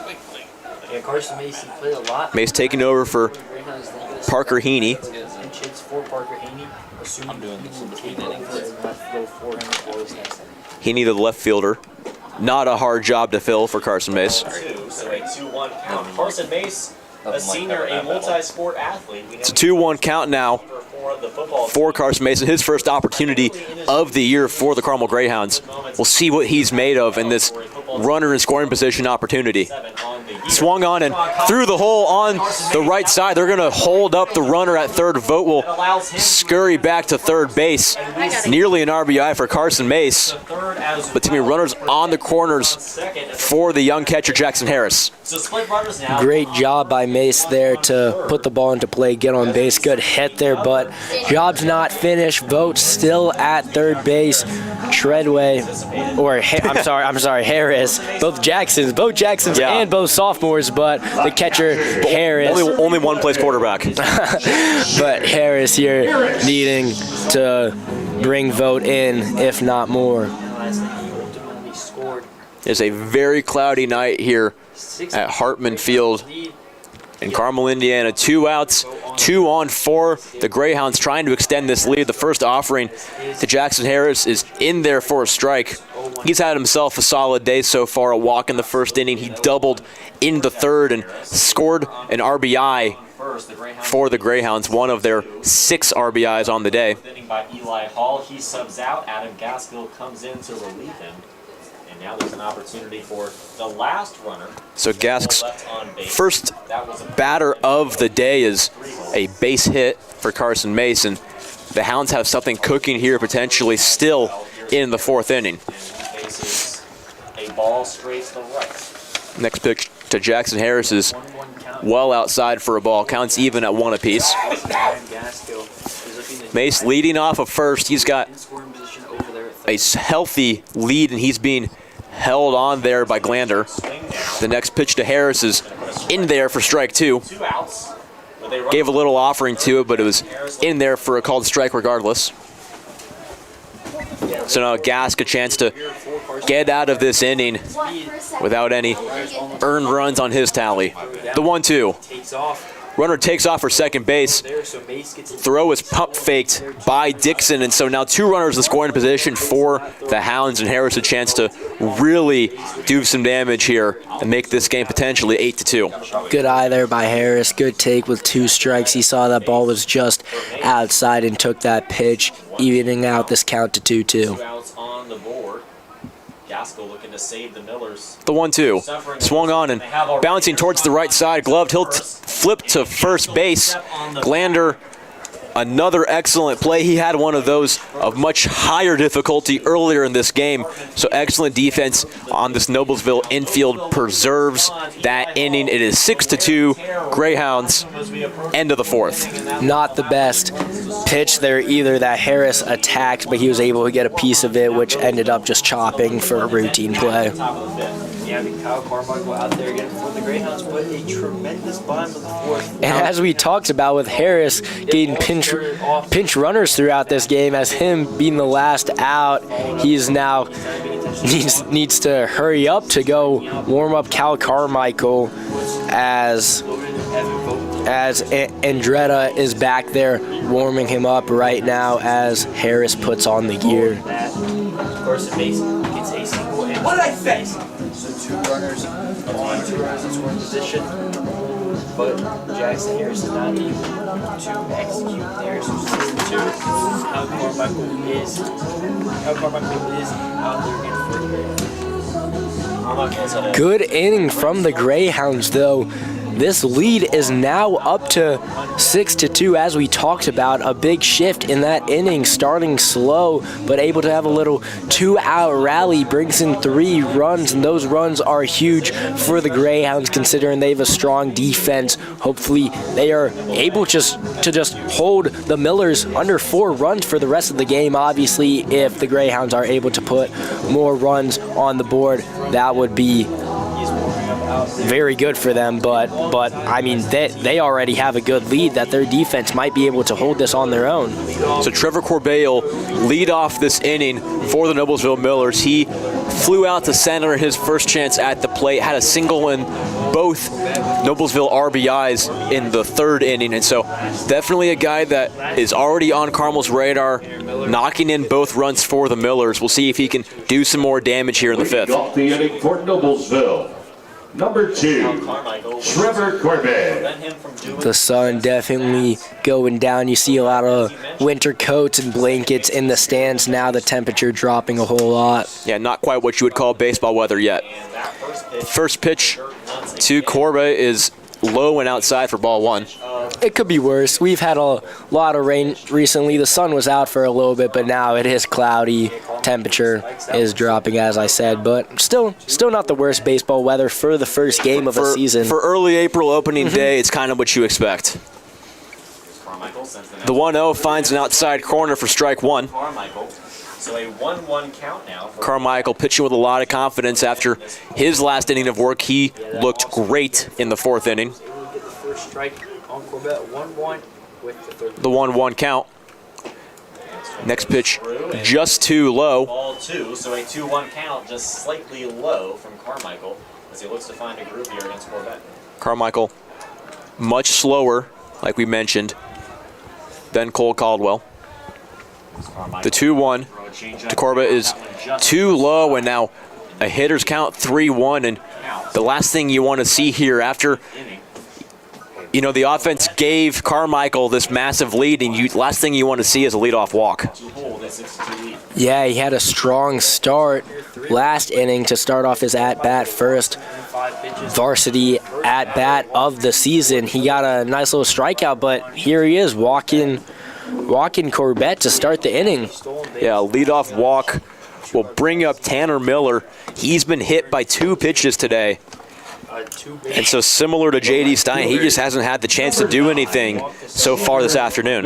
Harris, a conversation with the umpire. Not sure what that's about. Other than first, Carmichael was looking to absolutely. Here is Tanner Miller on the way. First pitch to Miller. He's had a rough day defensively in the outfield. First pitch to him is a strike. As he tries to avoid walking 2 consecutive batters. You know, getting hit by a pitch is one of those things where the first one you get a little energy, you feel a little excited, but the second one just starts to feel like a chore, where you want to swing the bat, you're tired of these free bases, and so I'd look for Tanner Miller to have some excitement in this at-bat, even though he let that first one go past him. The count runs 1-1. I agree, and there's another hittable ball. Honestly, that was just right on the inside, but called a ball a little too much in. The 1 to Miller. Inside corner for strike 2. So Miller is down to a strike here in his 3rd plate appearance of the evening. Parker Heaney is now warming up for the Greyhounds. Expect to see him come in some point in this game. A check on Corbett at first is way too slow. Seems to be on theme with the rest of those checks so far today. Yeah, not a whole lot of excitement with those. The 1-2 from Carmichael. Here's Carmichael facing a 1-2 count. delivers the next one. in the dirt for ball 2. Throw down to second. Bounced it in there, and Yes, but not in time. Corbett is in there safely. You know, a better throw might have had him, but The first time this Harris bounced it a couple times, and Corbett's in scoring position now with nobody out. And there's a couple tough breaks for Harris there. As we saw last inning, there was another one where the ball Harris had to pick up from the ground and then throw down. It wasn't your routine catch, pop up, throw. So definitely tough for Harris. Usually when a runner goes on him, he will be able to gun him out. The 2-2 count results in a bouncing foul ball over towards the Carmel dugout. So a nice two-strike approach as well as the count is 2-2. No outs. Runner in scoring position at second. Carmichael still a strike away from getting his first out of this inning. Tanner Michael putting up an excellent fight, trying to get his first hit of the ball game. Harris getting a strong secondary position, and the next pitch to Miller is just too high, so a full count once again. Lots of deep counts in this game from both sides. Further than second.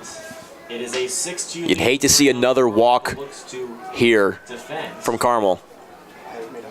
The 3-2. Carmichael 3-2. Swung on and bounced over to J.D. Stein. He gloves, he throws, excellent play, bounces it, unable to be handled over at first base by Bame. Runner will score. Runner will score. And so now the lead goes from 4 to 3.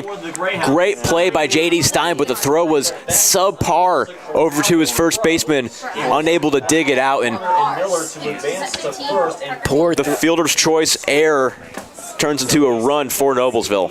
from the Greyhounds. The first baseman, Slightly trimmed number down 4, by Millers and Joe Glander, the first baseman, Landy. in the box. Poor throw there from J.D. Stein, but that's what the first baseman's practice. They practice those scoops. He was unable to scoop it up as another check down to first.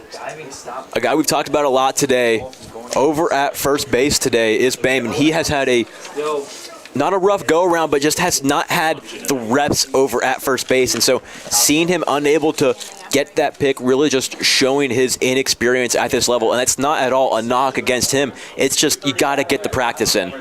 And if you're J.D. Stein and you are the leader of this team and you're a defensive standout, you got to put a better throw on it. Yeah, 100%. I mean, that's a star player that we talked about. Usually he will make that play, rush it a little bit. It's early in the season. He will clean that up throughout the season.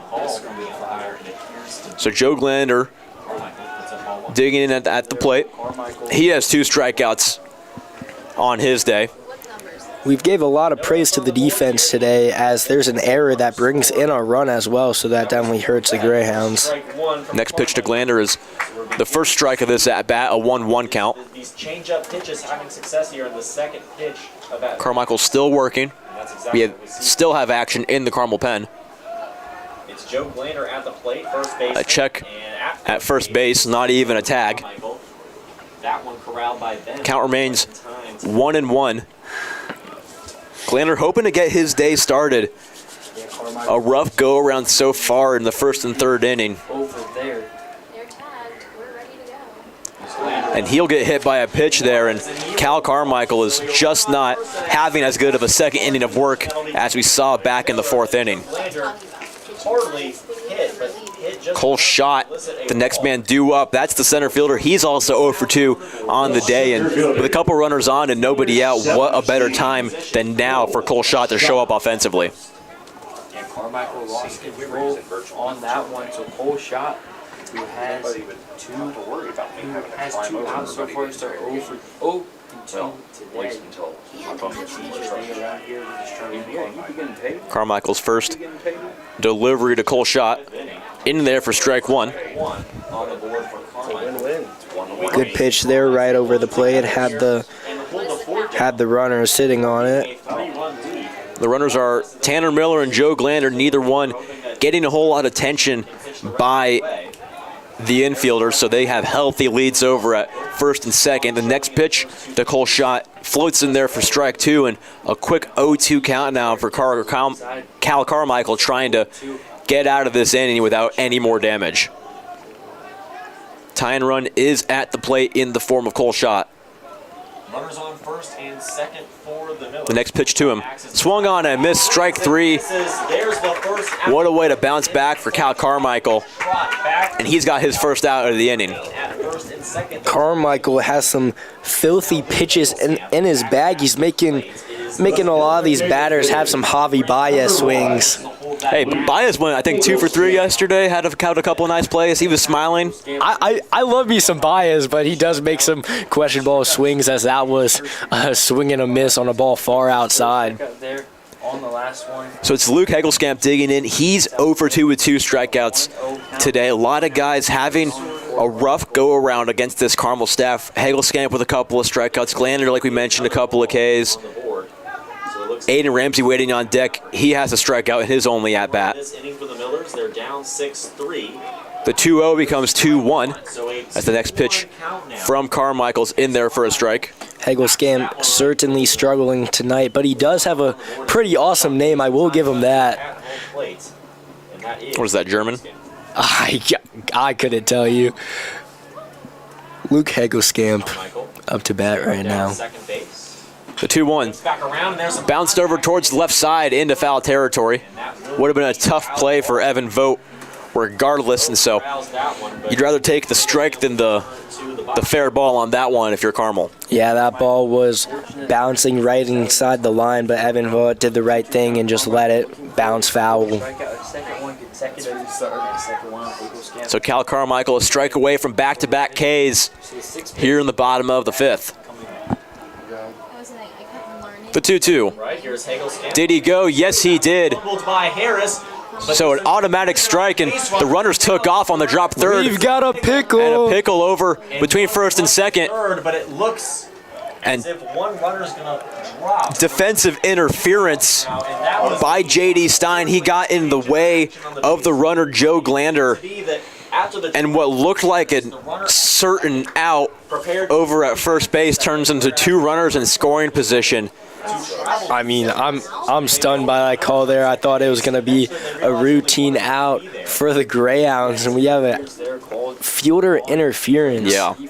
So with the drop third strike, it doesn't always pertain to every situation, and so with 2 runners on and less than 2 outs, that was not an opportunity where a drop third strike would come into play, and so both runners took off, even though it was still an automatic strikeout. Yes. And nearly ended up in a fantastic inning-ending double play for Carmel.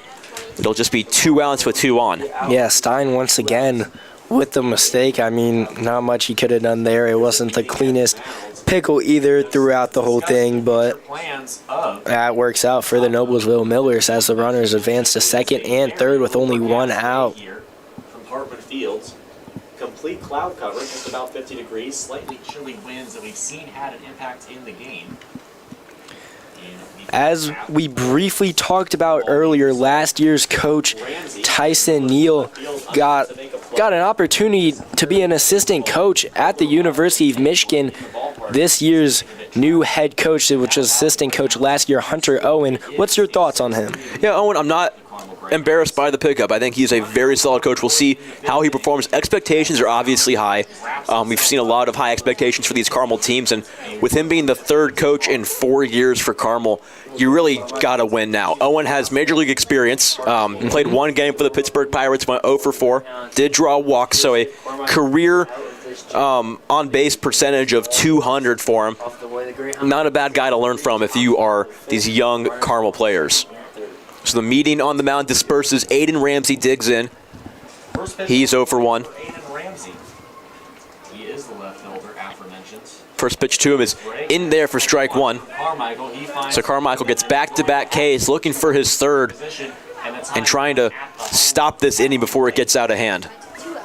Ramsey's still representing the tying run here in this 6-3 game. Next pitch to him trickles into the inside corner, and a quick 0-2 hole now for Aiden Ramsey.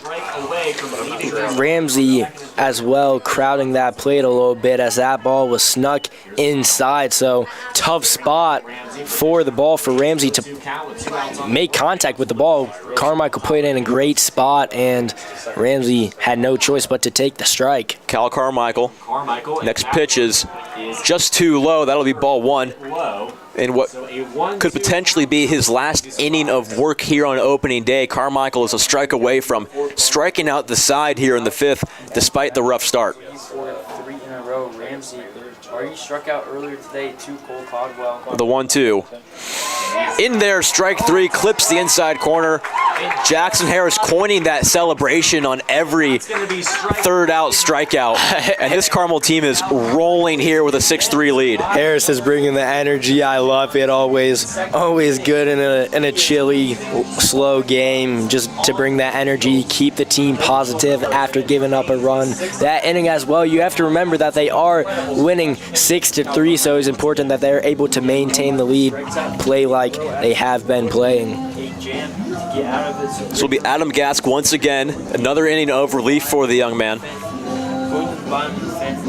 He did well in relief last time after the 6-run performance by the starting pitcher Eli Hall. It'll be Joe Cunningham leading off for the Hounds. He's 0 for 2 with 2 strikeouts. Behind him is Jacob Boehm, who's also 0 for 2 with 2 strikeouts. So looking to get some action from those 2 guys, between Cunningham and Boehm.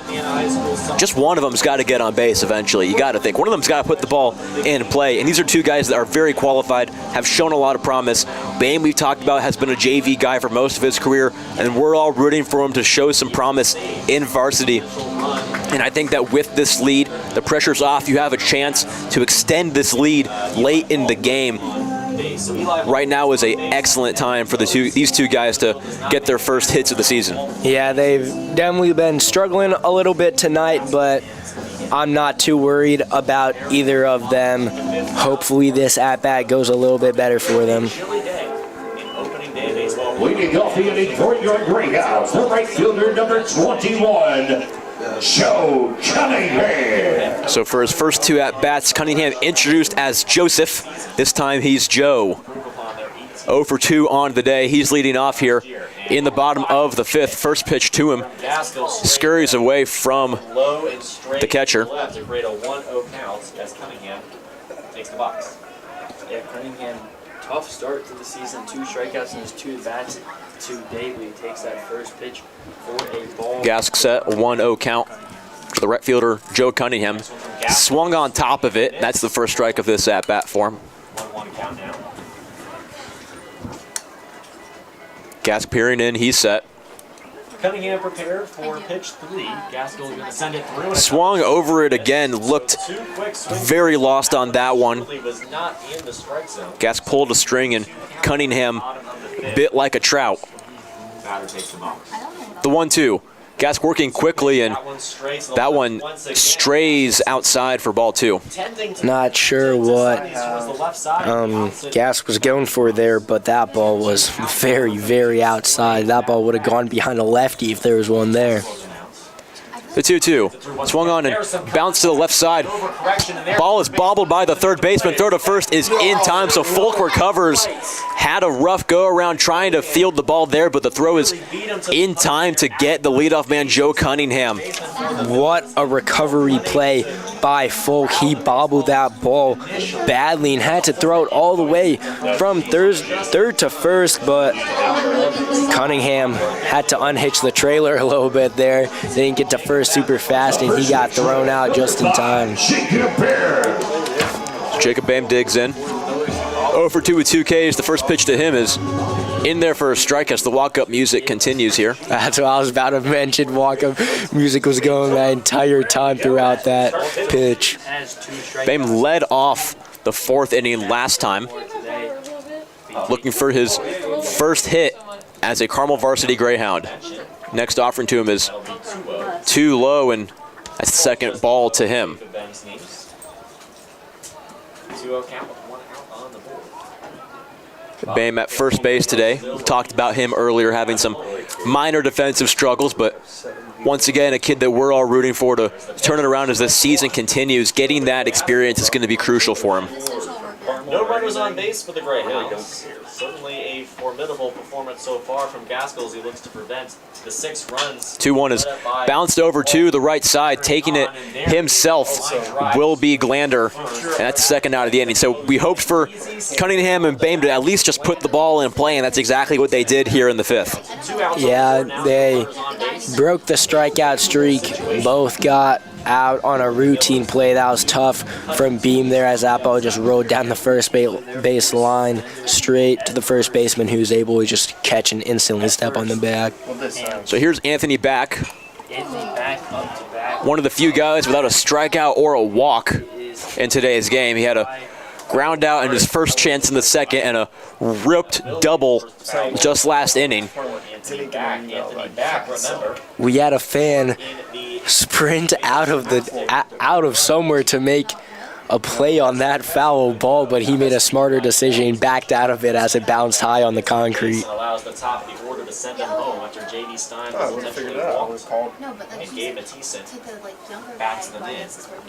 Back scored a run last inning, trying to find a way to get on base. The next pitch to him is taken for strike 2. 2 strikes, 2 outs, no runners on base for the Greyhounds here at the bottom of the 5th. Adam Gask trying to get out of this inning on the board, unharmed. 3 runs let up in. Next pitch is skied, trickling out of play, and that'll fall into the stands.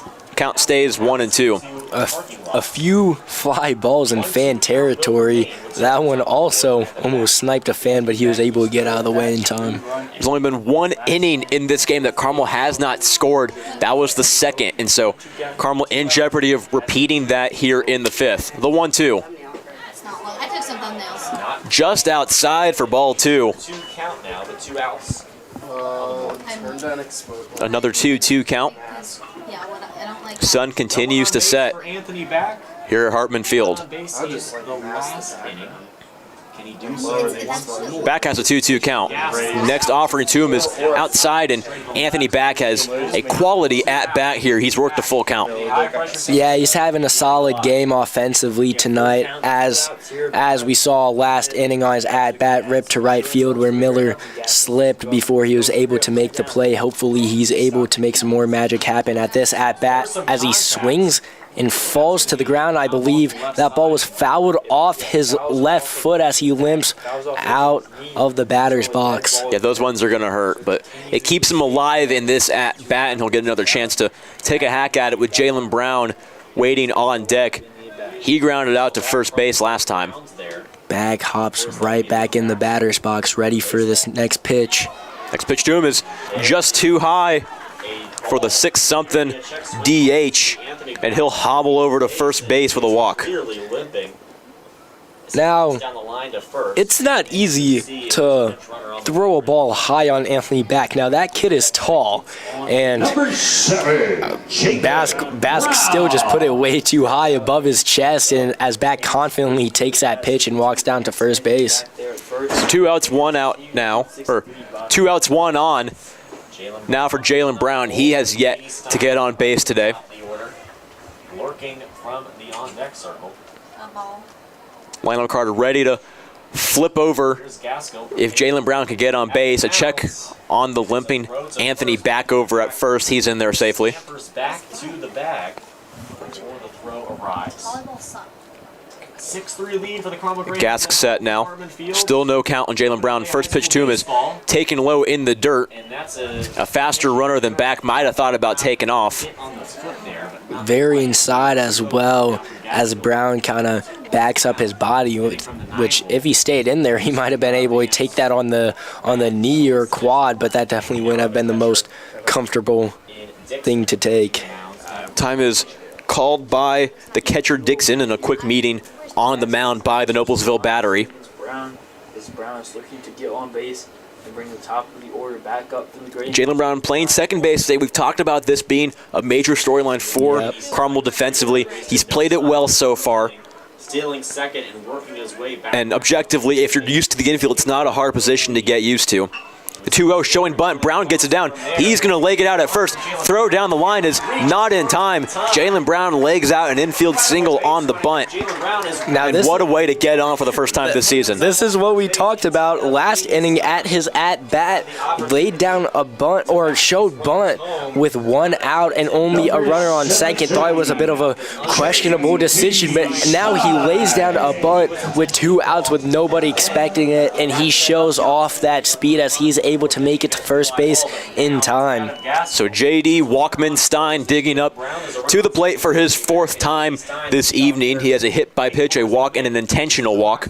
All 3 leading to runs scored. There's strike 1 straight away from First pitch to him is in there for strike 1 looking. in the 4th at bat. Stein begging for a chance to swing the bat in this game. You'd think if Noblesville was able to take the bat out of J.D. Stein's hands, then they'd be closer than a 3-run deficit right now. But despite Stein not swinging the bat today, the Hounds lead 6-3. 100%. Just like having a fast base runner like him on base is huge for the Greyhounds, whether it's by hit, walk, or just an intentional walk, as we saw last inning as he scored off Evan Vogt's hit. In the 1st inning. The next pitch to him is too high, and there was some confusion on the signs, look like, as the catcher Dixon got crossed up a little bit. The Greyhounds holding a 6-3 lead, and if history repeats 2 on, 2 out for the Hounds, looking to extend this lead. Another runners who could put this game nearly out of reach. Never want to say out of reach in a baseball game, but it becomes a much steeper slope for Noblesville to climb if Carmel can tack on a few more this inning. The next pitch to Stein is in there for strike 2. So Adam Gask a strike away from avoiding some insurance runs from the Carmel Greyhounds. lead at just 6-3. Adam Gaskell has not let up a run. Big at bat here for J.D. Stein. As he relieves Eli The Hall. 1-2 is ripped out into left field. That's down for a base hit. 1 run will come in. And a runner's going to There'll be runners on second and third. Stein comes in to second, and he's thrown out. There's 3 outs, but the A run does score, but Stein is thrown out at second. It got a little too greedy. what could have been a double. He's When you have wheels like Stein, you can't blame him. He was almost there. I'm not sure if Stein agrees with that call. I'm not sure if I do either. I thought he was going to get in there easily, and the throw was much closer than I thought it was going to be. And so Stein is thrown out, but Anthony Back does score, and we got a 7-3 Hounds lead. Yes, good play by the Millers as well, making sure to end that inning despite giving up a run there. J.D. Stein. Yeah, we Cal Carmichael out there again for the Greyhounds. He struck out 3. So despite what I said, Cal Carmichael going out there once again for another inning of relief. He has looked very good so far for the Hounds. Only 1 run given up last time, but he was able to bunker down and get the outs needed. For the Millers. Up for the Millers, it will be Garrett Dixon. The Millers are coming up with the 9-hole hitter catcher Garrett Dixon digging in. He's had a busy day behind the plate. Put them in. Put Parker Haney, who was warming up in the bullpen earlier, into a position. Both catchers have played some spectacular defense so far, despite a couple pass balls, a couple balls in the dirt, but both of them have shown some excellent life, especially for it being opening day. That's always a struggle when you get the gear on for the first time in a real game situation. The hole after that. But Getting behind the plate for 7 innings is not an easy job to do. Carmichael on the way, who has not let up a run. Excuse me, that's incorrect. He has not had a truly bad inning yet this game, I would argue. Carmichael finishes his warm-up hauls, On base by striking out the final and the batter. throw to second In this by last Harris there was a runner on bounced once again. That's been third.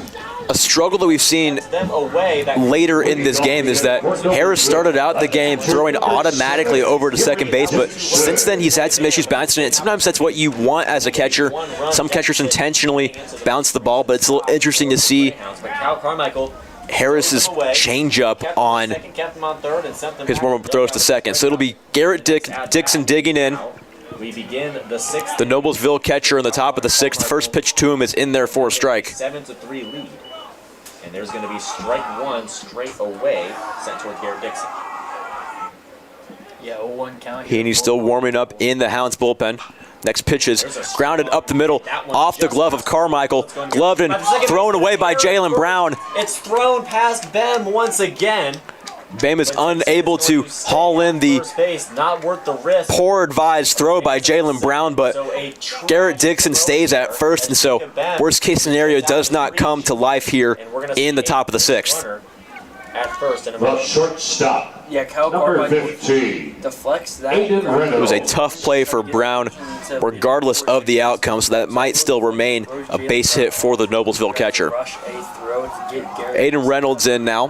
He's got a couple walks on his day, as well as a fly out to First, he doesn't get right field. nothing hurt there for the Greyhounds, but One on, nobody out. Carmichael in his 3rd inning of work for the Hounds.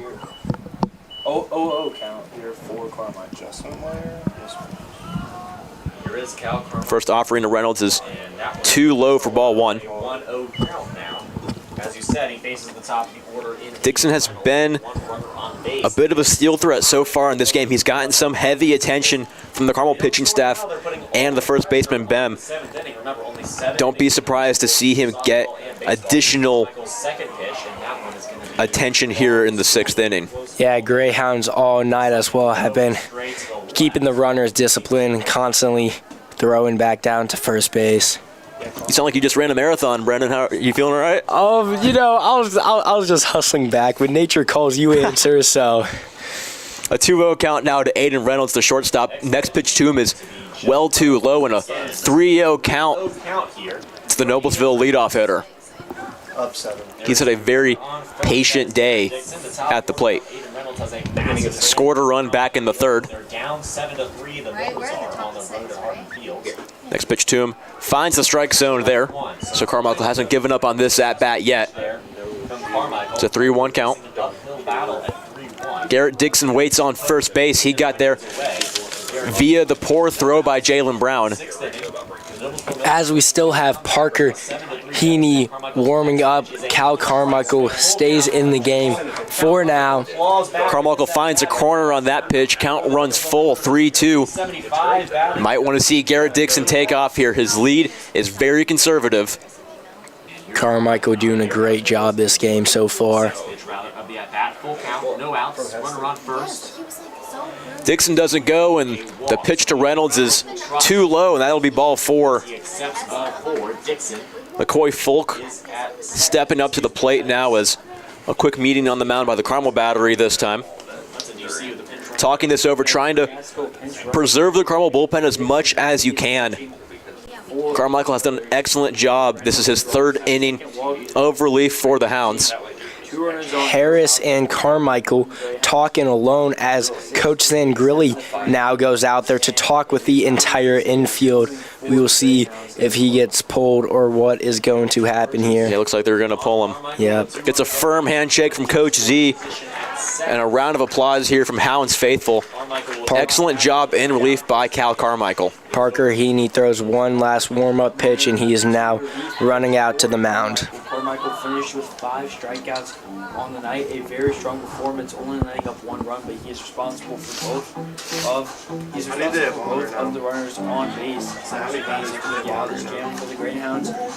No outs for him and the Greyhounds, but Haney, who's batting for the Greyhounds, he had an RBI single in the first inning. So Parker Heaney will come in. He had a rough season last year, ERA just north of 5, his whip barely under 2.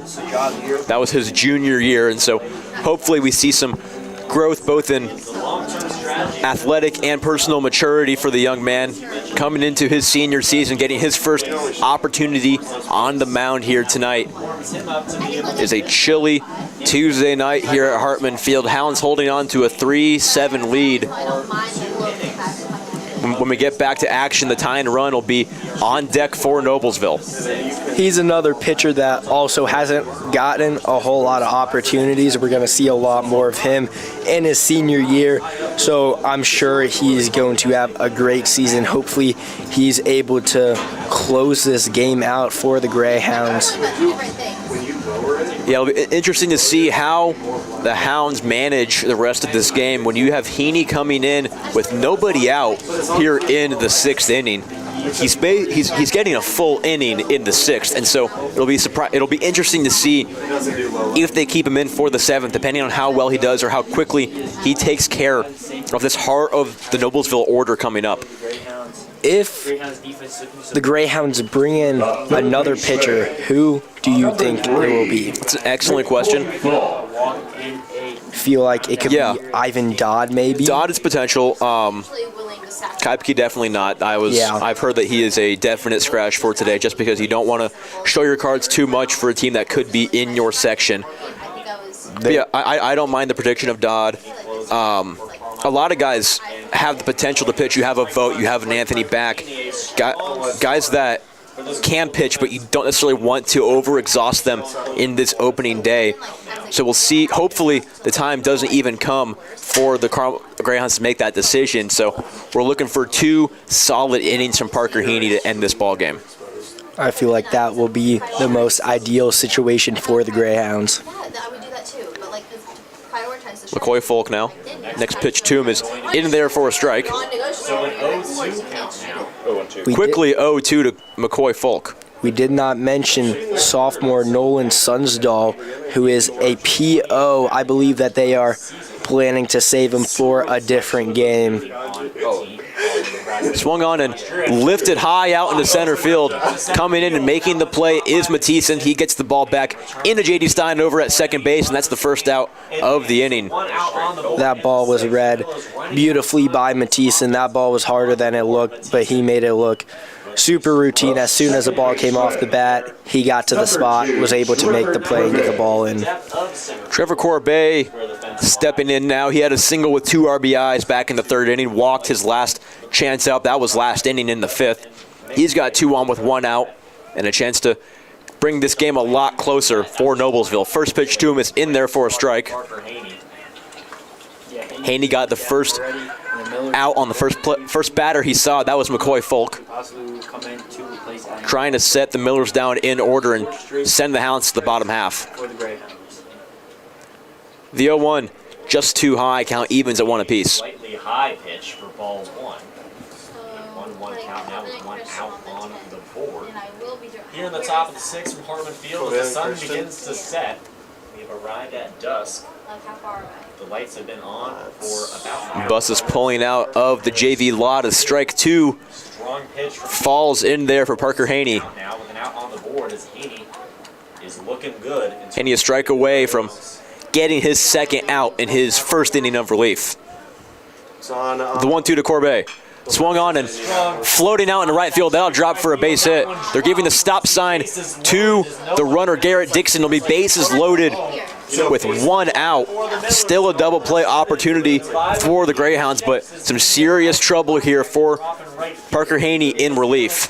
Trevor Corbett, without a doubt, is having a great game for the Millers. Trying to have a little bit of a hero moment right now, trying to save the Millers because they are still down 7-3, but the bases are currently loaded as we now have Joe Glander trying to bring some runners in. It'll be Tanner Miller batting now for Noblesville. We talked about his defensive struggles. He just couldn't catch a break out in right field. Offensively, he's gotten on base all 3 times today. 2 hit by pitches, and he was the result of that fielder's choice error by J.D. Stein. And Stein right on cue. Fields a ground ball, but there's no play for him to make.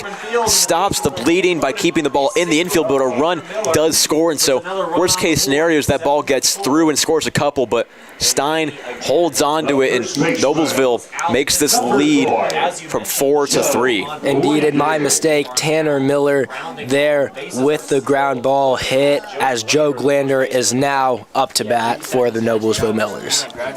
Glander 0 for 2 with 2 strikeouts. He got hit by a pitch last inning. First offering to him is in there for a strike. Glander played a solid first base today. Lots of opportunities to try to pick off a runner, but none of them formulated.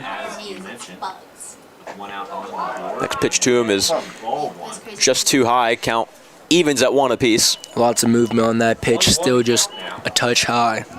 For Joe Glander at the plate. There's like no good place. Glander has some wiggle in his bat here on the 1-1 count. Next pitch to him floats in there for strike 2. So Glander yet to take the bat off his shoulder as he sees 3, and 2 of them are strikes. For the Millers for the 2nd consecutive inning, but they're going to need more than that to come back from this one. Haney trying to get his second out. Next pitch to Glander is just inside. Glander not very active with his bat at this at-bat. Let's see if he'll go down swinging, maybe put a ball in play, see what he'll do here. The 2-2 to Glander. In there, strike three. Glander refuses to swing the bat, and he goes down looking for the third time today. Yeah, Glander taking plenty of pitches tonight. I guess he just never saw one that he liked. You got to have a two-strike approach. With bases loaded. Even if you don't like the low pitch, that's a strike. That's a strike for every single batter. You got to go down swinging. So Cole shot in now, trying to bring Noblesville back into this game. He's 0 for 3, struck out in his last chance up. That was last inning in the 5th. Takes the first offering that he sees. Haney an out away from a solid inning of relief. And a quick 0-2 count after the foul ball by the center fielder Cole Schott. Hard swing there by Schott. It's 0-2 in the top of the 6th inning with 2 outs on the board and bases loaded for the Noblesville Millers. The home fans holding their breath for Parker Haney. He's at home. It's Cole Schott facing the 0-2. 2 strikes. Finding the outside corner. And that makes it a 1-2 count. Wrong there, so it's a 1-2 count. Lots of people here were seeing that as strike 3, but it's strike 2. So I guess Parker Haney will just have to do it again. The 1-2. Strike 3, swung on and missed. My mistake on that. Harris gets hyped once again. What an Energizer bunny from the sophomore catcher. That's going to be it. And the Hounds go to the bottom of the 6th, up by 3. Yeah, I was going to mention Harris again, and also Cole Codwell, the starting pitcher of tonight's game, coming out of the dugout, also flexing, pumped up, hyping up his teammates as we talked about. He is always super energized, whether it's in a positive manner or a negative manner there, hyping up his teammates. So, way to close out the inning there. So J.D. Stein ended the last home frame for the Hounds, getting thrown out at second base after an RBI single. So the lineup will flip over to Gabe Mathieson, who's the second hole hitter. He had a couple of strikeouts and a fly out on his day. Hopefully this is the last offensive inning for the Hounds. I was just about to say the Millers only have one more inning at bat, so they're going to need to do their best to hold the Greyhounds so that they don't have to dig out of an even deeper hole than they are already in.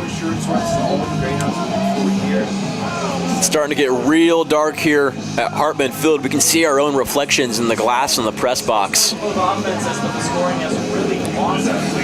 Yeah, I've been looking into a little divider in this glass press box throughout the game. Now I'm looking at my own reflection, but Adam Gask stays in this game for Noblesville. Mathieson, the center fielder, digging in. First pitch to him is too low. At the plate, and he faces ball 1 from Gaskell. Gaskell relieving well so far for Noblesville. And that's going to be ball 2. The next pitch to Mathieson is taken outside for ball 2. Just 2 for the Millers so far, and personally Mathieson looking for his first base hit of the day. He did reach first base earlier in this game via a drop third strike. Gets a piece of that one for the first strike of this at-bat. Evan Vogt waits on deck. He's had a very solid game. Might even call him the MVP of the Hounds for this game. A single and a double, a run scored, and 3 RBIs for the young man. The 2-1 is way too inside for the Hound center fielder. Gabe Mathieson turns his shoulder on that one, expecting for the ball to maybe clip him as it was trailing inside. Hitters count 3-1. Gaskell's delivery. Swung on and ripped out into left field. That falls just inside the chalk for a base hit. Mathisen rounding first, cruising into second base. In there without a throw, turning and looking for third. Not a chance there. But Gabe Mathisen with a leadoff double, trying to add some insurance runs for the Carmel Greyhounds here in the 6th. And the MVP, Evan Vogt, digging in with an opportunity to bring him in for the 8th Carmel run of the game and potentially Evan Vogt's 4th RBI. We saw it from Harris, now from Mathisen. The lefty batters are certainly keeping the left fielder active, which is quite unusual, but that one right down the left field line. Great hit from Gabe Mathisen there, as he also shows off the wheels, making it to second base in no time. Gaskell and Dixon having a little conversation on the mound, remembering how Evan Vogt has been played so far in this game. Noblesville has not done a very good job of pitching to him besides the first inning strikeout via the Noblesville starter, who is Eli Hall. High pressure game here for the Noblesville Millers too, as they were ranked number 1 in the state prior to the season. If they fall short of this game, they will start this season 0 for 2, which will definitely hurt their expectations of how good of a team they are. Yeah, and if you're Carmel, there's a lot of question marks in the expectations for this year. You've had some high expectations in the past, but this year they were a little bit unsure, and so getting a solid win against a very good Noblesville team could be a massive pick-me-up for the rest of the season. Vogt takes low, ball 1. Gaskell's set. The 1-0 pitch as Mathisen dances off second base. In there for strike 1, count evens at 1 apiece. Vogt looking very confident and comfortable at the plate. Major hitters. The lights are on here at Hartman. Fans are still plentiful. At Baylor. It's Evan Vogt at 3-hole. The 1-1 to the Hanover commit. It will take place after this check on the runner over at second. Gaskell spun around, but no throw over there. We have a few JV Carmel baseball players now in the stands, as well as I see Mark Neals in the stands. A couple other players down there.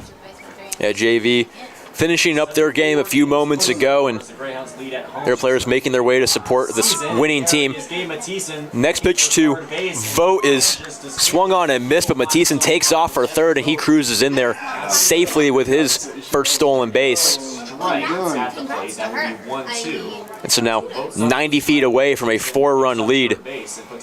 Puts himself in better position to score. And looks like we'll get some discussions about perhaps if Mathisen could have stolen there, or if he's just not happy about the outcome of this game and wants to have somebody to blame for it. Yeah, I think he should take his way back to the dugout. Let's play baseball. Not much to talk about, but now the umpires, the field umpire, is now having a conversation, so we'll see what they decide, whatever they are talking about. I'm not sure what the discussion is here. Maybe how late in a game can you steal a base? High school rules are different. We will see what happens here.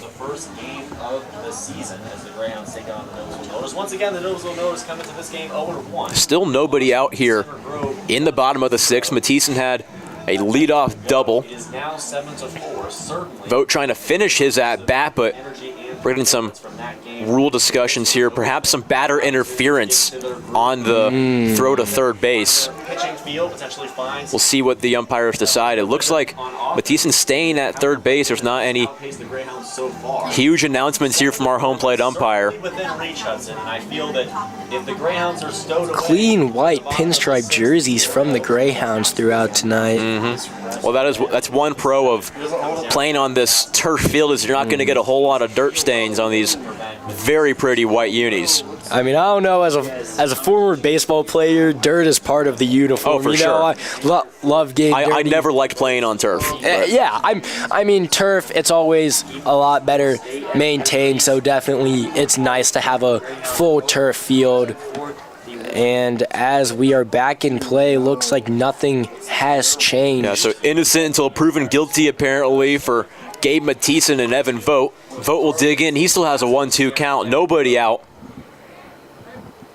Next pitch to him is into the dirt for ball 2. Vogt nodding back to his dugout as to say he definitely saw the movement on that pitch.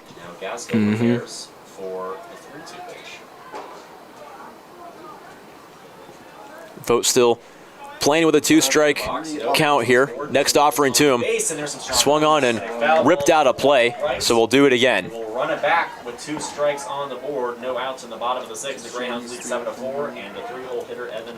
A full count to Evan Vogt. Thinking base hit ball 4 right here. Here's Gaskell facing Carson Mace waiting on deck. Next pitch to him, finds the outside corner. Evan Vogt strikes out for the 2nd time today. Unable to score Gabe Mathieson from third base.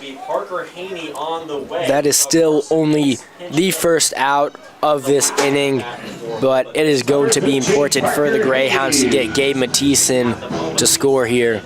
So Parker Haney will stay in the game despite being pinch hit for last time. And we'll have a meeting on the mound. We'll see how far Gaskell's leash can be stretched tonight. Still a high-pressure situation, and Gaskell will take a seat. Excellent performance in relief for the young man. Gets a standing O from his fans in his dugout. Speaking of bringing in Gabe Mathieson to score here, Parker Heaney last season was 2nd in the team's RBIs besides Hunter Snow, I believe, with 36. Parker Heaney had 24, so with the only player remaining, he would be the #1 guy. Yeah, Haney definitely a base hit guy. You're not going to see a whole lot of home runs out of him. He had 2 base hits earlier in this game. Or make that 1 base hit and 1 base hit for Carson Mace in his place. Carson Mace with his only varsity at bat capitalized on it with a base hit. Right now I have 145. Looks like they'll bring in Ethan Kang, the lefty, to pitch for Noblesville. 3rd pitcher used today by the Millers. Yeah, as we see the game get further in, they are going deep into their bullpen as they had Hall do plenty of innings, but now they're already on the 3rd pitcher. I may think it sucks, but like some people probably, you know, and it's probably easier and I can do less of baseball because there's not like Now pitching for Noblesville, number 22, Ethan Kang. So as Ethan Kang finishes his warm-up tosses, Parker Heaney will step in with a runner on 3rd and 1 away. That runner on 3rd coming courtesy of Gabe Mathieson's double combined with a stolen base. That 1 out, Evan Vogt's strikeout just a moment ago. Jackson Harris, the catcher, waits on deck. He's had a solid day today, 1 for 2 with a walk. Parker Heaney is also 1 for 2. He had a single in the 1st. That wasn't good enough for an RBI, and the first RBI for the Hounds. Something to give them in pitching, Ethan Kang. It's a lefty-lefty matchup.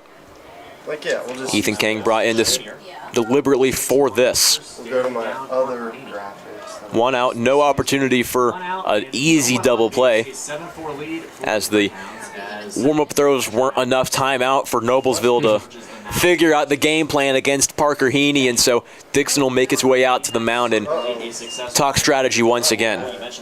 We've had a solid game tonight so far, though it's been fairly close, so Noblesville making sure they make no more mistakes because they are going to have to be nearly flawless if they want to come back and take the win. It comes with 1 out in the 6th inning in what could be the last time Noblesville's going to have the bottom of their order coming up in the top of the 7th. So it would be much appreciated from these Noblesville bats if Kang can hold the Hounds to a 3-run lead here. Rough first pitch there, very far outside. Comes back with it on that one. And there's strike one, count evens at 1 apiece. Ethan Kang, the junior pitcher, puts a 1-1 count on the board with 1 out. And a 7-4 lead from the Greyhounds. The Kang looks to put his offense in position to tie. Kang working slowly. He's set. Here's the 1-1. Swung on and lifted out into left field, trickling towards the line. That'll fall out of play for a foul ball on the second. Strike on Parker Heaney. The wind is also blowing very heavily towards that foul line, so that ball was already drifting left and got picked up by the wind, blowing far foul. So they're going to give Parker Heaney first base on, I think, some catcher's interference. There'll be runners on the corners for the sophomore Jackson Harris. It's one of those things that kind of works out where the amount of catchers that Carmel is holding on to is very low. You have Jackson Harris and then a junior catcher for the Hounds. That's Giancarlo Andreatta. And so Harris being a sophomore, on most teams he wouldn't get these opportunities, but because of the short amount of catchers and the talent that exists between those two, Harris is getting an opportunity as a sophomore to play on varsity, and because of that, he's got a double and an RBI already in his debut. Without being told, it would be hard to tell that he is only a sophomore, a high-energy guy, a leader, as him being a catcher only as a sophomore. Also, with all these energy he brings, he's very calm, cool, and collected as he's up to bat and makes big plays. Yeah, Harris definitely a thermostat for this Carmel team. He sets the temperature for the rest of this Carmel defense. Next pitch to him is well inside. He turns on it. It's going to be a 2-1 count now. So 2-1 count now to Harris. Kane all over the place as he's been brought in. Still 1 out. Runners on the corners. Next pitch to Harris is driven out of play for a 2-2 count now. That ball landing somewhere near the parking lot. Somewhere near my car. Yeah, let's hope. Hope that's okay. That ball might have hit a car. Still for the Greyhounds, they look to extend this lead. Ethan Kang looking to prevent. Kang set the 2-2, 1 away. Swung on and bounced towards the right side. Gloved over and flipped to first is Corbett, but a run will score after the second out of the inning. So Corbett to Glander for the second out, but the lead becomes 4 for the Hounds. Jackson Harris does his job there. Although he got out, he was able to advance a runner and also bring a runner in extending the Greyhounds lead 8-4. Fielder number 21, Joe Cunningham. As there is another mound visit for Noblesville. Joe Cunningham will dig in. He's 0 for 3, struck out twice earlier in this game. That was in the first and the third. Last inning, he put the ball on the ground, but it was a easy 5-3 put out. Slightly worse odds. Jacob Bain waits on deck. He also put the ball in play for the first time last inning. And put Noblesville an opportunity to tie it up in the 7th. Runner on second, 2 outs. 2 outs, the runner on second. Ethan Kang's first pitch. The stray to the left. The first offering to Cunningham is well outside for ball 1. 2 outs here for the Greyhounds, looking at even board. Haney on second. He can dig around home if given the right opportunity. So we'll see if Cunningham can put one in play and help his teammate out scoring a run. Like the first one, right? Cunningham at the plate, 1-0 count, 2 outs on the board, 8-4 lead for the Greyhounds at home from Hartman Field. Drop it more out though. A slight wins. The 1-0 to Cunningham. To third. Too low, taken for ball 2. A low pitch to create a 2-0 count. And again, that wind has been an issue in left field. Another Ramsey throughout the mound visit by Garrett Dixon. Lots to talk about in this game, apparently. Yeah, this is no Carmel Dad's Club baseball or anything. They could take as much time as they want, as many mound visits as they want, and they're certainly taking advantage of that as now Noblesville coach comes out there to have a talk. just talk things over. 2-0 count for Joe Cunningham. And you hate to see this if you're Joe Cunningham because you work a 2-0 count and now you got to wait. You have your flow. It's been a rough day for the right fielder, and so having your at-bat interrupted might just be the thing that messes with your mojo here. So with a runner in scoring position, we hope that Cunningham maintains his mentality here, but these interruptions could be costly. Hopefully he is able to use it to his advantage, reset, take a nice deep breath. He's struggling this game. Hopefully he could just use that to his advantage, take his time with this at-bat, and able to put it into play as he is winning this count 2-0 right now. He's seen a lefty, which could be beneficial. 2-0 to him. 2-0, and that's In the dirt, ball 3, and you got to think Cunningham, the way that tonight has gone for him, he is full red light on this one, just hoping to see ball 4 and get his way on base. 100%. And if I'm Kane pitching right now, you just got to put the ball over the plate. That's your only concern right now. Yeah, just stay in the count if you're Ethan King. The 3-0. And he did just that. Exactly. Floats one over the plate for strike 1. now that we're getting this at So now with 3-1, definitely a hitter's count. You want to see Cunningham looking to hunt right here, seeing dead red. 2 outs. If he's going to get a hit tonight, it's going to be now. Big at-bat for Cunningham here. Well, hopefully it's not later in extra innings. Here's the pitch. And Next pitch to Cunningham, saw it well, and that'll run the count full. So 3-0 to 3-2. Excellent job by Ethan King to stay relevant in this at-bat against Joe Cunningham. Yeah, now this is where you have to battle as Joe Cunningham with a full count here, having a good eye, but also battling in there if it's close. Noblesville.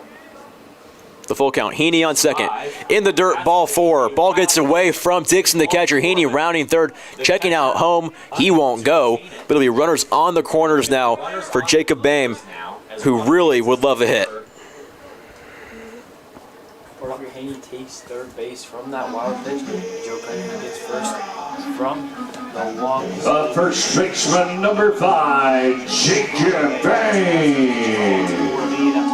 Boehm getting a lefty-lefty matchup here. 2 strikeouts and a ground out on his day. Trying to go 1 for 4. Make his season batting average 250. So he can get on base.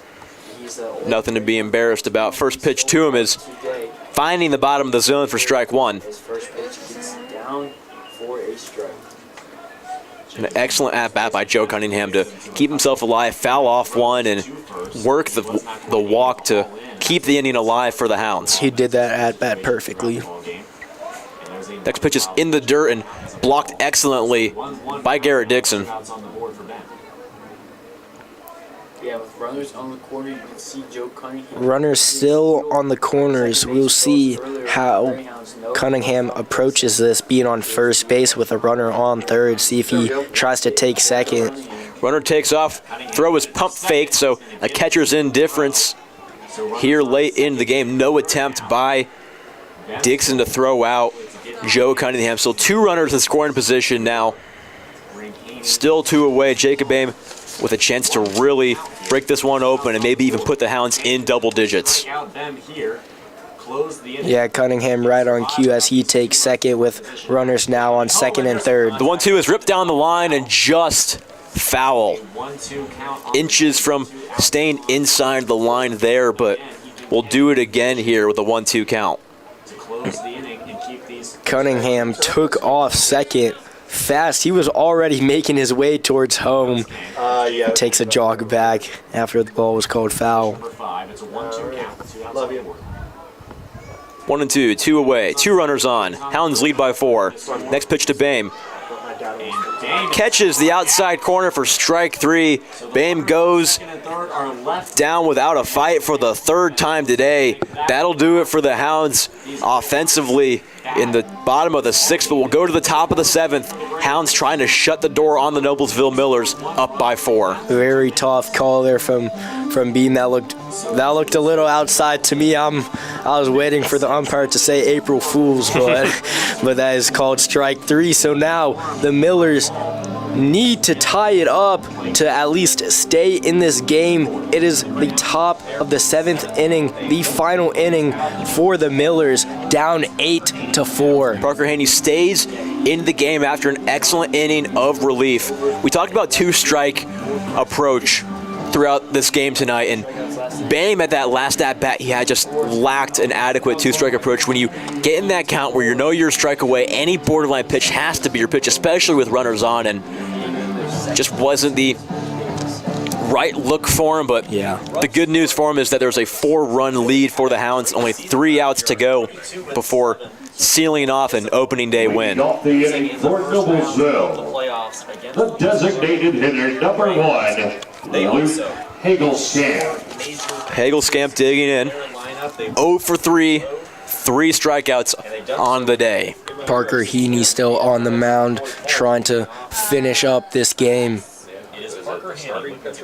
The first pitch to him is in there for a strike. First pitch is going to be a strike, so a strong start for Haney working quickly now. He's set the 0-1 to Luke Hagelskamp.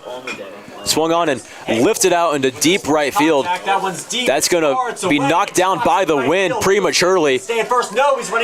Digging towards second base, and in there safely is Luke Hagelskamp. Ball fell right in front of Joe Cunningham after being knocked down by the wind. And Noblesville has a runner in scoring position with a leadoff double from Hagelskamp. We can feel the wind in here in the press box, and that's definitely a factor for these outfielders. Cunningham had a good beat on it. The ball was looking to go way farther than it eventually did, and the wind just sat it down. So no golden sombrero for Luke Hagelskamp tonight. So Aiden Ramsey will dig in. He's 0 for 2 with 2 Ks in the afternoon. Good start to the inning for the Millers, but they're going to need a lot more plays like that to come back into this game. Next offering is a strike in there.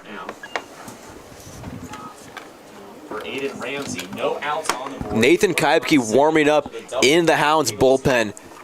You got to think that that is a worst-case scenario where if Noblesville can tack on a few and you're really just thinking Kaibke's got to come in and play Superman and shut this game down. So hopefully the time doesn't come that Kaibke's services are needed. Greyhounds are 3 outs away from victory. Parker Haney is the still nobody out. Haney delivering. The 0-2 is bobbled over to third base. Vogt makes the play, throws to first. Excellent stretch by Bame for the first out. Hagelskamp advances to third base, but you're always going to take an out for a base runner here, up by 4 in the final inning. So 1 out, and the Hounds are 2 outs away from securing their first victory of the year.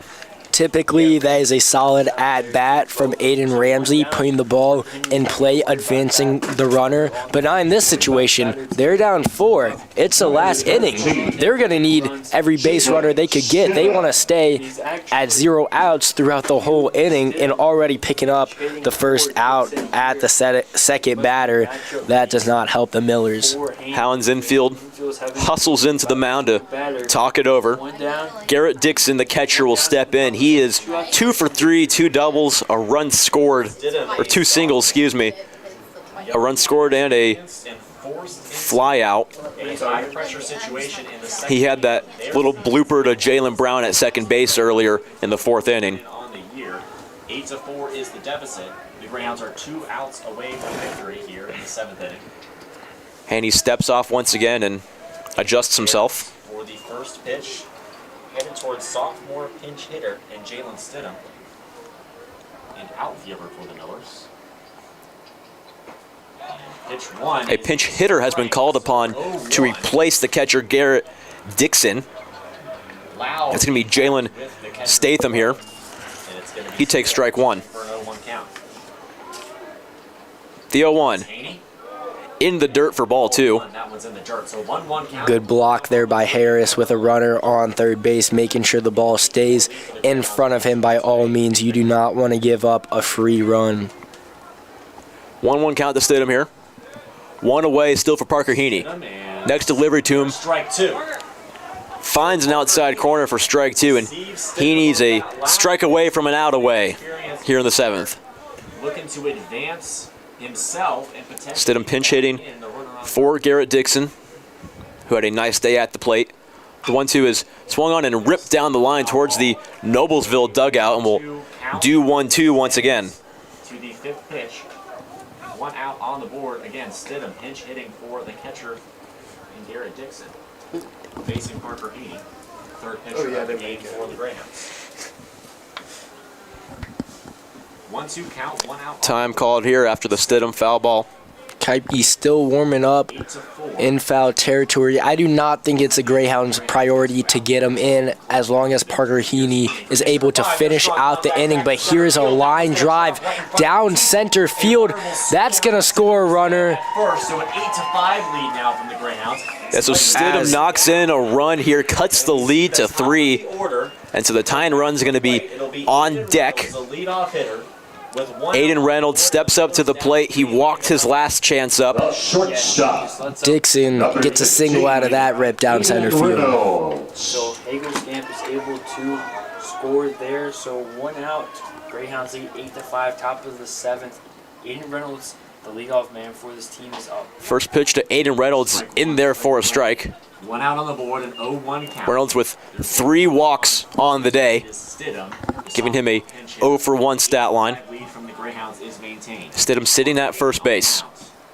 2 outs away from victory. Gets a decent lead, secondary on there, and next pitch to Reynolds is Strike 2. kind of an excuse me swing, and swings and miss there, so a quick 0-2 count.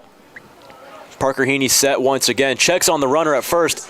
That one's the closest it's been all day, but he's still well away from getting the runner out at first. Reynolds on that last pitch, if you're going to swing, you got to swing. He kind of took a check swing but followed through with it. There's no chance of making contact with that ball. The 0-2 is swung on and missed by Aiden Reynolds.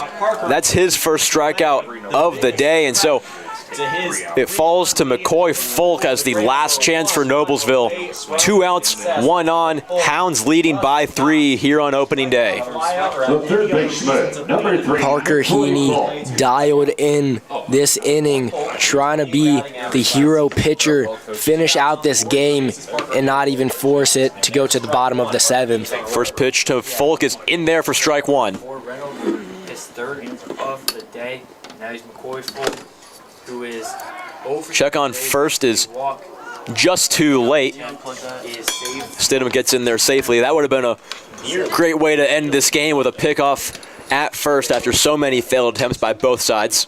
I mean, that was a great snag as well. That was not the prettiest throw down. At least the ball did not get past. The 0-1 becomes 1-1 here with Noblesville down to their final out. 2 outs on the board. McCoy Folk, a walk, a sacrifice bunt, a strikeout, and a fly out. 1-1 count, 2 outs on So the board. 0 for 2 Parker Haney is McCoy Folk today. The 1-1 count. Here's the pitch, and there it is. Just a bit outside. Just outside. Big frame from Harris. Didn't get it on that one. Yeah, he tried to make it look as good as he could, but just falling off the plate. 2-1 now. The 4th pitch.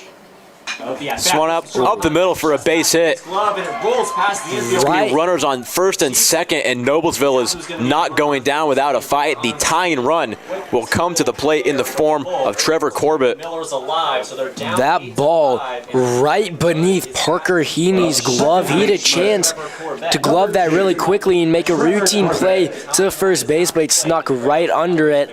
So we still have a game here. He is 2 of 3 with a walk. As Trevor Corbett comes up to bat, who has been having quite the game. Yeah, Corbett with 2 singles and a fly out to go along with a walk as the first pitch to him is in there for a strike.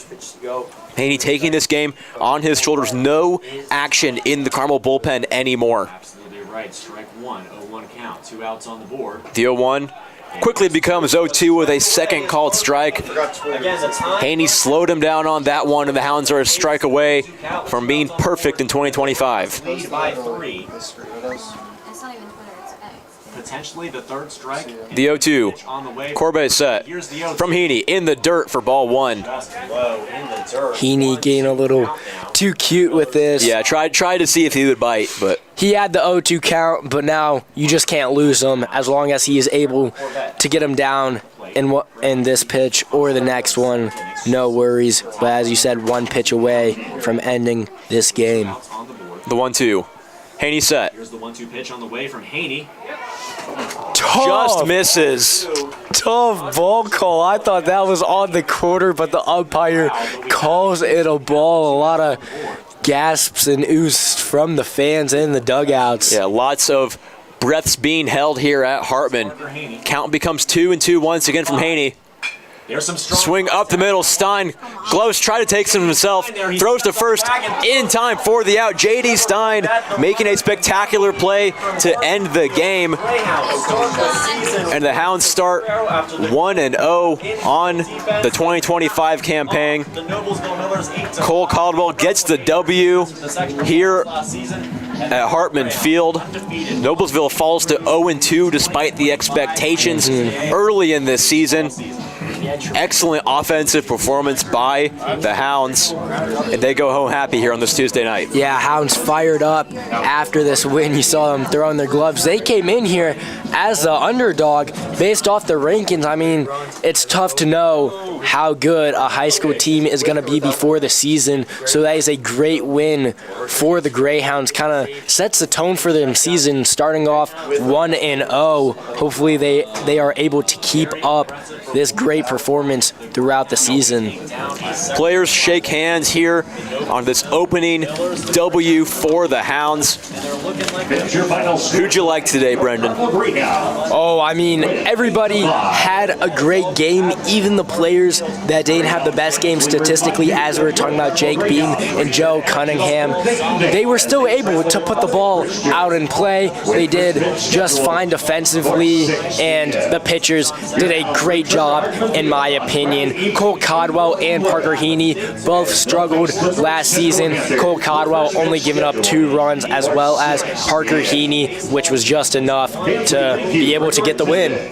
Evan Vogt, a spectacular day at the plate despite 2 strikeouts. Had a single, a double, and 3 out of the 8 RBIs for the Hounds. I mean, that was the play. Oh, that was the play of the game. He had a hit that brought in 3 runners as the Greyhounds won this game by 3 runs. So that play right there really was a momentum shifter in this game and got the Greyhounds a win. And I mean, on top of that, you have the J.D. Stein. He got three walks that all end up in runs scored, a single for an RBI. Jackson Harris had a nice day, had a double for an RBI. He didn't strike out once, which was nice to see from the young man. But lots to be happy about for the Carmel Greyhounds here in 2025. They get the opening day W on the backs of Evan Vogt and Cole Caldwell. That'll do it for us here from CHTV. I've been Noah Bedores with Brendan Melby. Have a great night.